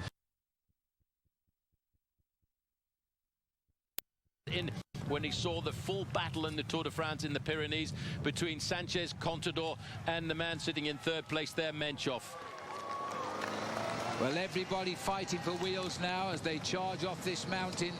Scramble. This is Vinokurov trying to hang on to Andy Schleck. These are desperate moments for Schleck. His team made all of the pace running up the hill. Then it was down to him. He launched the attack. We now know what's happened. Quick look at the computer. 32 seconds. He's behind by a second at the moment in the yellow jersey race. 1 kilometre. We've come home to Luchon, and this is a town which has welcomed the Tour as many as most, and he's got all the time in the world. This has been a remarkable escapade by the champion of France, Thomas Voeckler. Listen to that crowd. Now he can smile. Well, he's a very popular professional bike rider, Phil, and he probably doesn't know the drama that's going on behind him, because the drama could see a change in the yellow jersey at the end of the day. But Voeckler will keep pedaling right up until the last 200 or 300 meters, adjusts his glasses there. He will enjoy this final few hundred meters. Thomas Voeckler comes home now to the cheers of the crowd here, conquering the major mountain. He won in Perpignan in 2009. He now wins here in Luchon this year. He can't believe it's all worked out for him. He doesn't care about the Tour de France overall. He's 69th and he's 77 minutes behind either Contador or Schleck. But he wins the stage, and a champion of France on the day we celebrate 100 years of the Pyrenees has brought it on home. Well, it's a fitting end for this celebration, Phil, for the French and the French national champion to take the glory on a magnificent day. Here he is into the final 150 metres of the second Pyrenean act. He pays homage here. Christian Prudhomme in the back there, all smiles, the director of the Tour de France. They've made 4 vicious days here in the Pyrenees to celebrate it. That looks like the Secretary of State there is in charge of sport, Ramayad, looking on from behind and applauding him as she comes home in the leader's car. The battle for second place. The Contador battle, by the way, is hovering at the moment. It is now 35 seconds in favour of Contador for yellow by 4 tonight. Well, it's going to be very close as they come in. They're pulling the cars out of the stops there at 2 kilometres to go, and that's probably because a little bit further up the road, we've still got the Garmin Transitions team pulling out of the way here. This is a battle. This is a real pursuit here as they come into the final few kilometres. And for Andy Schleck, what a day this has been for him. Well, the computers are now saying it is 40 seconds advantage Contador, which puts him in the lead by 9 seconds. It'll all come real in a moment. Andy Schleck is going to do the time trial of his life here as the former time trial champion of his country. He's going to have to race to the line because quite literally now, that jersey is every second counts. He's at 2 kilometers. Alessandro Balán takes second place ahead of Aitor Perez. Oh, does he? We'll see off this bend. He might have gone too early here. On the inside, the former world champion being challenged by a first-time rookie, and Aitor Perez may get this in his first Tour de France. He's gritting his teeth, and I think he did on the line. That was a big lunge for the line there. That, I think, Phil, will go down to the photo. And we're looking here at the survivors. Here's Johan van Summeren. These guys are now actually going to be sprinting for 4th place on the road because van Summeren has been pulled back in there. They've gone 1 kilometer to go for them now. Denis Menchov will keep pressure on here. Every second counts for the final victory in Paris. And that's what they're racing for, although 4th place would be very nice. As now we've got here, Contador just grits his teeth and tries to hang on amongst the wheels. He wants the same time. That will do him. Well, Contador now has got the advantage of having a lot of riders in this group who are very happy to put time between themselves and Andy Schleck, and I think that's because everyone was very fearsome of the performance of Andy Schleck in the mountains, including Alberto Contador in this group. These riders will come in all the same time here now, and the 2 twins there, Menchov and Sanchez, will remain locked together in the battle for 3rd place, but they're moving clear of the field. Sanchez grits his teeth. Is he going to be allowed to come home in 4th place? It looks like he might be. Because no, there's a kick by Contador on the right here.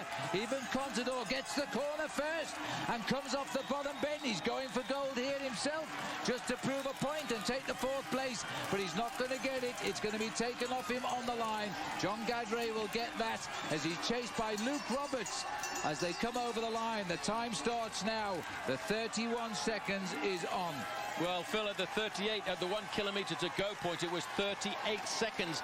And depending on how this man can finish it off here, it's going to be very close. He's chased back really, really well. There's 15, 16 seconds gone. Grit your teeth, because now he's fighting to keep yellow, and I don't think he can do it. 23 seconds has gone now as he races up towards the line. The time has passed. Now the yellow jersey goes to Alberto Contador, and Andy Schleck will have to rethink his tactics now as he comes over the line. He's out of yellow by about 8 or 9 seconds. Well, that was a massive battle. Ryder Heyzerdahl coming in here with Robert Kessink and Levi Leipheimer as well. They've lost a little bit of time. Leipheimer will probably remain in the same place, but it could be a little move into the top 10 for Ryder Heyzerdahl, because gone has been Ivan Basso. He's disappeared for Liquigas. So Heyzerdahl here, Phil, is riding for a top 10 place. Kessink comes in today. Well, wires will be hot tonight about whether Contador should have attacked or whether he shouldn't. Paul Sherwin says he shouldn't. I say he should, and you could take it from there. But it's a Tour de France. It is not a gift for anybody. It's a tough event, and it's the mechanic's fault perhaps, or it may have been Schleck himself. But either way, Contador took advantage today. Well, I'll tell you one thing, whether you're for or against the move by by Alberto Contador, tomorrow will be a great battle. They will come back out again and fight. There are 2 more Pyrenean stages to go. Well, let's have a look at the results. Voigtla wins today for France on a very important day. Alessandro Balán gets a good result for the American BMC team. Aitor Perez, Fouton Cerveto, rookie on the Tour, 3rd. Lord Montgomery, 4th. And Luke Roberts getting a terrific finish in 5th on this difficult day in the Pyrenees. First time a Redder gets 6th. He leads home Alberto Contador, Samuel Sanchez. The gap 250 on the winner today, but the big names, with the exception of Schleck, were there. Further down, Schleck finishes 12th. 50-10, 39 seconds off. It's cost him his jersey by 8 tonight. Guessing there in the top 15, he's at 3:15. Well, the Pyrenees have certainly said what they wanted to do. This has been a tremendous day of racing, and it's rewarded the champion of France with a terrific result today for Thomas Voigtla. And he probably doesn't even know about the real drama of this year's Tour de France, which was happening behind him.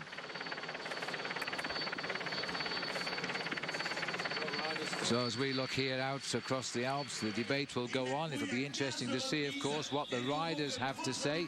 Christophe Moreau leading this group home, which contains Chris Horner. I think I might have said the Alps there, my excitement, but of course it's the Pyrenees.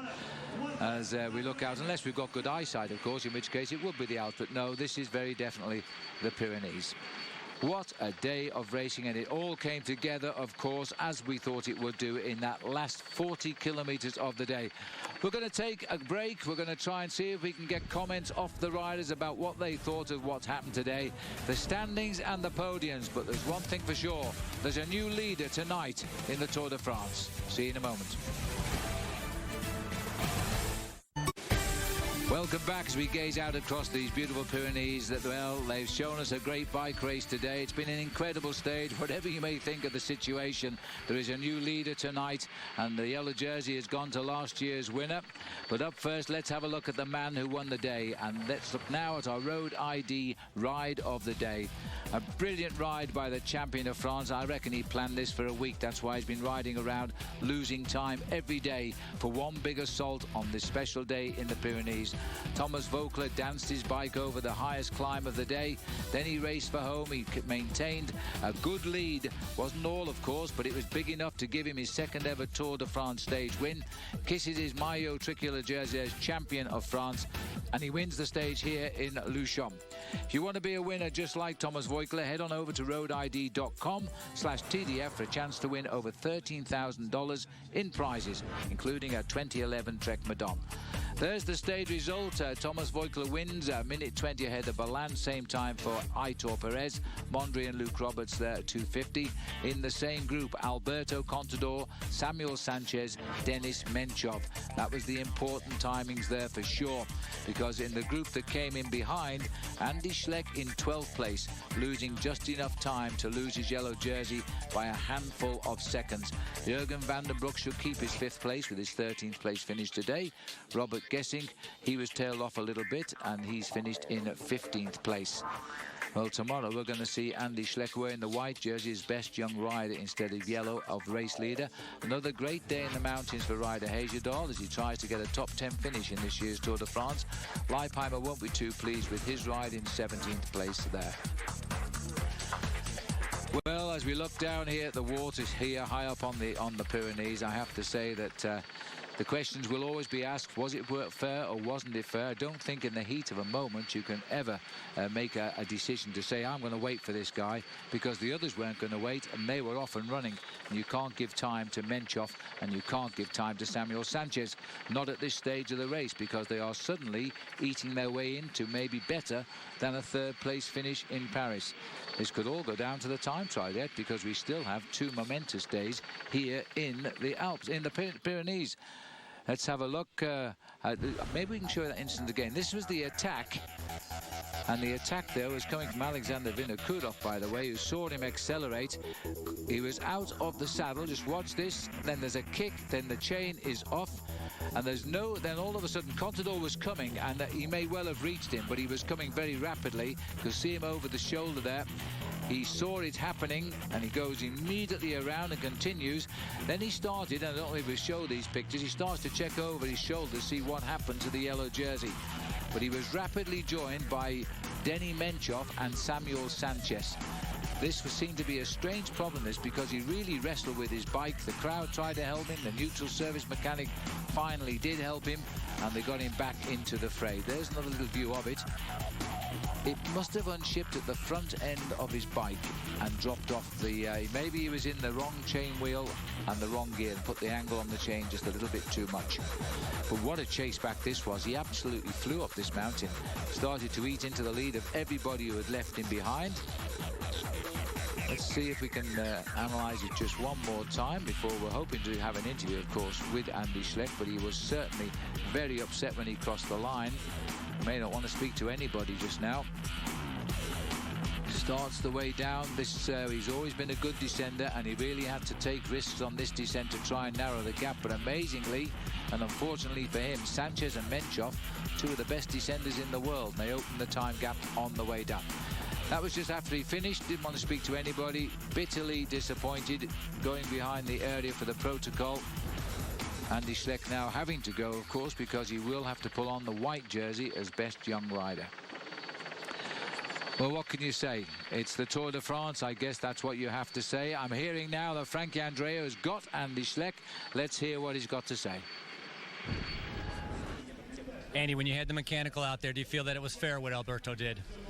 Oh, it's not up to me, you know, what's fair or not fair. You know, these guys didn't race, you know, when I already crashed in Spa, so you know, that was fair what they did today. Today, you know, that everybody, you know, have to race like that. I also attacked and then I dropped the chain, and of course they took this opportunity, you know, that I was stuck in the back, and if it's fair or not, that's not up to me to decide, but I would not have raced like that. Was it a moment of panic at that time or anger? No, I can't tell you, my stomach is full of anger, and I want to take my revenge, you know. That's for good. How much risk did you take on that descent? Pretty much. Thank you. Well done. Well, there we are. We're going to see a great day tomorrow. Make sure you're watching Versus tomorrow for the stage in the Pyrenees, which continues to the rest day tomorrow night. Then we're back. We go over the Col de Tourmalet tomorrow. It's a little bit early on in the race, but if the anger is unleashed, it's a long way to the finish, but it could consolidate a very different Tour de France. Fair or not, I don't know. It's as Andy says, it's up to others to decide. He didn't seem too worried, but he did say that he wouldn't have attacked, that's for sure. Well, the Tour de France, it's a brilliant, brilliant race, and there's so many things happen. And today, Andy Schleck was on the receiving end. It's true on the road to Spa, when Andy Schleck fell, it was his teammate Fabien Cancellara that persuaded the bunch to all stop racing and just ride home together. And that kept him back in the race, and everybody was involved in that. Let's have a look then at our Michelob Ultra new overall standings now. Alberto Contador goes in yellow tomorrow. 8 seconds Andy Schleck is looking for. Samuel Sanchez is now only at 2 minutes. Denny Menchoff at 2:13. Jürgen van den Broek at 3:39. But they all hold their places apart from the reversal at the top. Gessing holds on to 6th. Leipheimer holds on to 7th. Joaquim Rodriguez is 8th. Vinokurov is 9th. Ryder Hejjedal is in the top 10 today after his brilliant riding. Let's see if he can hold that all the way to Paris. Okay, we'll take another break. We'll try and wrap it all up when we come back. Welcome back, and there's the podium. Thomas Voigt has just been announced and comes on stage, the champion of France. Listen to the crowd, Paul. Well, this is a very special day for a French national champion to win a stage in the Tour de France like this. I think you've got to probably go back to somebody like Raymond Delille, who won a stage when he was the French national champion. And in the Pyrenees, on the 100th anniversary of the inclusion of these mountains into the race. Too much of a dream, isn't it? It's phenomenal. And the 5th stage win of this year's Tour de France. That also is amazing.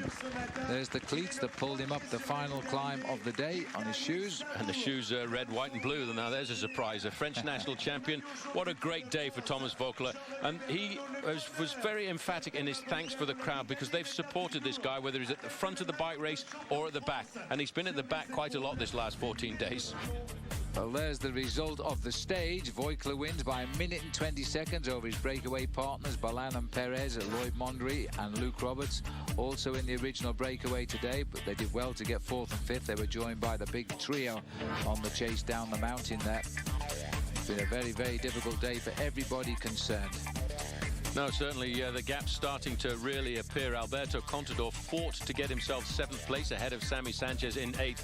Brian Van Borg must have wondered what was going on to be a witness to that battle this afternoon in 10th. Andy Schleck coming home in 12th at the 3:29. Not so worried about it on the leader, but he's worried about it on Alberto Contador. It's cost him his lead tonight overall because of the mechanical. But you can probably hear... Well, I think we've got a mixed audience there, Paul. I think we have a divided crowd in the house here this afternoon. 50% are not happy with what happened and 50% are. And that's a debate, I think, that will go on probably well on into the night here in Luchon. Well, I'm not going to look at Twitter anymore now, because I would imagine it's smoking just now.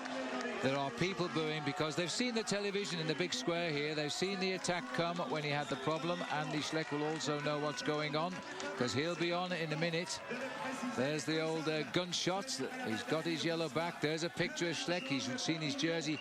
He has fallen in love with that yellow jersey, and he's seen it pass tonight for no fault of his own to Alberto Contador. It is very sad to lose the overall lead because of a mechanical incident, but I'll tell you one thing, Phil, I'm fairly sure that that will put the fire in his belly for tomorrow. He's got 2 more big mountain stages, 2 more climbing stages, and if he's got the legs that he showed us that he probably had this afternoon, we are going to have a big fight towards the end of this race. So, the Michelob Ultra overall standings tonight. What will they be like tomorrow night? Andy Schleck is now in second, 8 seconds off the lead. Samuel Sanchez only 2 minutes off the lead. Watch out, time goes on. Denny Menchoff is 4th at 2:13. Jürgen van der Broek is 5th at 3:39. Gessing is 6th. Leipheimer holds 7th. Rodriguez 8th. Vinokurov 9th. And Ryder Hejerdal has now got his wish. He's sitting in the top 10. Can he hold it till Paris? Kreuziger is 11th. Luis Leon Sanchez is 12th, and I'm now hearing that Robbie Ventura is talking with the Canadian Ryder Hejerdal. Ryder, congratulations, another great stage. Tell us about that Portobales, how difficult that was, and how you felt you did today. It was hard, you know, definitely when it kicked up near the end there, you know, it looked like everyone was definitely waiting to really give it a go near the top. I just stayed cool and was near the front when those guys started to go and just followed guys real smooth and just didn't look back. And I saw Andy do his move and had some bike problems, and that's when Alberto went and those guys really put the pressure on, and I just settled in. Andy came up to us and went over the top with him, and it was game on the downhill, every man for himself. You're chipping away. If you're not in the top 10, you're darn close. What does this do for your confidence in terms of that top 10 overall place? Well, today was huge. I mean, to go over that kind of climb when everyone's really giving it. I mean, you look around, you know, guys half my size climbing up there. You know, that's pretty encouraging to be doing that. So, no, it's awesome. I don't know if you saw any of the stuff that happened between Andy Schleck having a bike problem and Contador keep going on. Did you see any of that? What are your thoughts on that? I don't know. I mean, that's bike racing. Andy attacked. And maybe so viciously something happened to his chain, I don't know, but he had to stop, and you know, people aren't going to wait for him, that's for sure. Thanks, Ryder. Good luck. All right. Well, what Robbie didn't know, of course, he didn't have the hindsight of what we do now know, that he is indeed in 10th place. Well, it is bike racing at the end of the day, Paul, and at 20 kilometres out from home, what do you do when the riders in 2nd and 3rd or 3rd and 4th are running away as well? Well, you've got to decide what you want to do in life and decide how you want to react in a situation like that. It is the heat of the action. It is the heat of the moment. I do feel that Andy Schleck had put in a very violent attack there. And I think as he comes out here, he hasn't lost everything yet from the Tour de France. And he will still be the leader in the best young riders competition and still 2nd overall. Well, he pulls on the white jersey, looking at the crowd here. He's going to win the hearts, that's for sure. Nobody likes to see a man lose his yellow jersey through no fault directly of his own. And so he gets the white jersey now. He said he's angry in his stomach, and he's going to have a go. And I reckon tomorrow there could be a storm on the Tourmalet, perhaps. Either way, it's assured us of a terrific Tour de France all the way to Paris, and that's what we want. And Andy Schleck, Contador will have to think now, what does he do? What will he say to, and what will Contador say to Schleck, do you think, when he sees him round the back when they pull on these jerseys? Well, I'm not quite sure that they'll be on talking terms until they've both had a good night's rest underneath them, because it's the heat of the moment. I think you have to put that to one side and reflect and go and have a look at the pictures yourself and look at the images as we cruise over the summits of the Pyrenees here. But what it does do, Phil, is it brings this race back together. 8 seconds separating the top 2 riders in this bike race after just 15 days. It really is phenomenal. And I'm going to say we've had 2 acts of this 4-act Pyrenean drama. We've still got 2 acts to go. And there's only 8 seconds between them, so there's a lot of racing to do. They seem to be equally strong. The move certainly came from Andy Schleck. Contador was late, but he was coming very fast when you can see it here. As soon as the problem started, that's not Contador chasing, that is Vinokurov. But wait till you see the problem, then look over the shoulder and see how fast Contador was coming back into the action. Well, it was a big shock. Contador had his eyes on the target there this afternoon, but it certainly put a lot of pressure onto the race. Andy Schleck was very unlucky because often when a chain comes off like that, you can flick it back on very quickly. But he was probably stopped at the side of the road for between 15 and 25 seconds. Yeah, which is not the fault of Contador, and I tend to agree with Ryder Hagedal. It is bike racing. This is the pressure of the moment. This is about winning the Tour de France. Yes, it is, and it'll be a debate that'll go on for a long, long time, and who knows who is right and who is wrong, but what it has to be at the end of the day, Alberto Contador has to feel right in his mind, and Andy Schleck has to feel right in his. I think Contador will be very upset about the reception. He's got half of the crowd booing, the other half clapping. Those that know probably feel a little bit bad about the situation for Schleck. That's why he got a huge cheer when he reverted now to his white leader's jersey. But there's still time to redress matters. If he is the best bike rider in the Tour de France, he's got the time to put it right and win in Paris. Well, he didn't give it up easily. He fought all the way. You saw the way he caught the riders in front of him one by one and dispatched them, and he took huge risks on the descent to try and keep himself into it. Well, Paul, I can tell you right now, and this could be an explosive interview as well, Frankie Andreu is now with Alberto Contador. Strong ride to take the yellow jersey. Is this a perfect position you want to be in now leading into the last two mountain stages? Dice que bueno, que ha sido un duro descenso. Si esta es la posición que querías tener ante las dos últimas. Sí, en este momento es una situación muy buena, pero bueno, al final 30 segundos adelante, 30 segundos atrás cambian bien poco, pero bueno, siempre es bueno estar por delante en la clasificación general y nada, contento, ¿no? Did you see what happened with Andy Schleck? Si has visto qué es lo que ha pasado con Andy Schleck.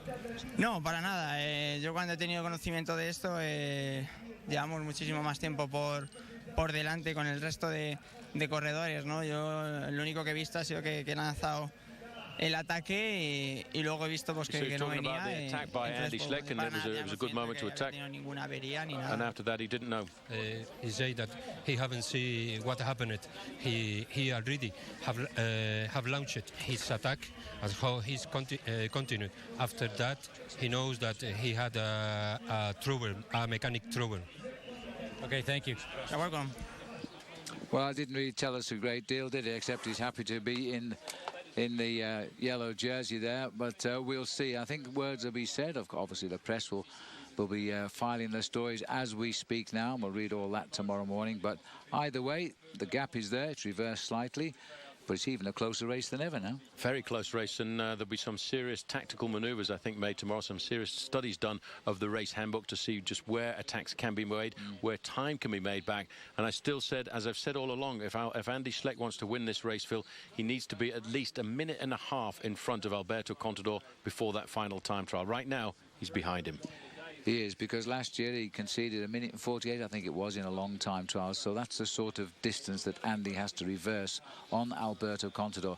There's no question it was terrible luck today, and there'll be questions in the house when he gets back about the problem, what went wrong with his bike, the chain. For all we know, it was a mistake by Andy himself. We just don't know, but the chain certainly came off. Let's go down there. There's Anthony Charteau. Another huge day in the mountains, and he still survives in the polka dot jersey. Well, it's going to be a very difficult day tomorrow, Phil, and I tell you one thing, there's a lot of riders will be gasping for breath as we look at the Radio Shack route for the day. It continues the march through the Pyrenees and the 100th anniversary of the inclusion of this great mountain chain into the Tour. As we look, the riders will move away from the town of Bagnères-de-Luchon, and it's a very difficult start because it's uphill from the gun, straight over the very famous climb of the Col de Peyresourde, 1,500 meters. Then it's the Col d'Aspin. Then it's one of the most famous climbs climbs of the Tour, the Tourmalet, followed by the Soulor and the Aubisque, and then the long descent down through Gand and all the way to the finish in Pau. But forget about that. Look at this. This is what it's going to look like. There is no respite on this day. It's a long, hard day, and that, we'll have to say, is the Radio Shack route for the day. Well, the Radio Shack route tomorrow is absolutely vicious. I know you're all going to be with us now to see what happens. Stage 16, Bagnères-de-Luchon to Pau, 124 miles. An angry man. We're with you tomorrow bright and early again, so make sure you are with us. Versus.com, the place to go for update, exclusive comment, and further interviews, etc. Why, this is a great race now. Well, Twitter's already smoking, I can tell you, but you can come on VS Cycling and tell us your opinion. Our clothing is provided by Izod. Well, the winner today, he wasn't involved in any of that argy-bargy. Well done, Thomas Voeckler, the champion of France, wins the most romantic stage of this year's Tour de France. Until tomorrow, we'll say goodbye. Goodbye.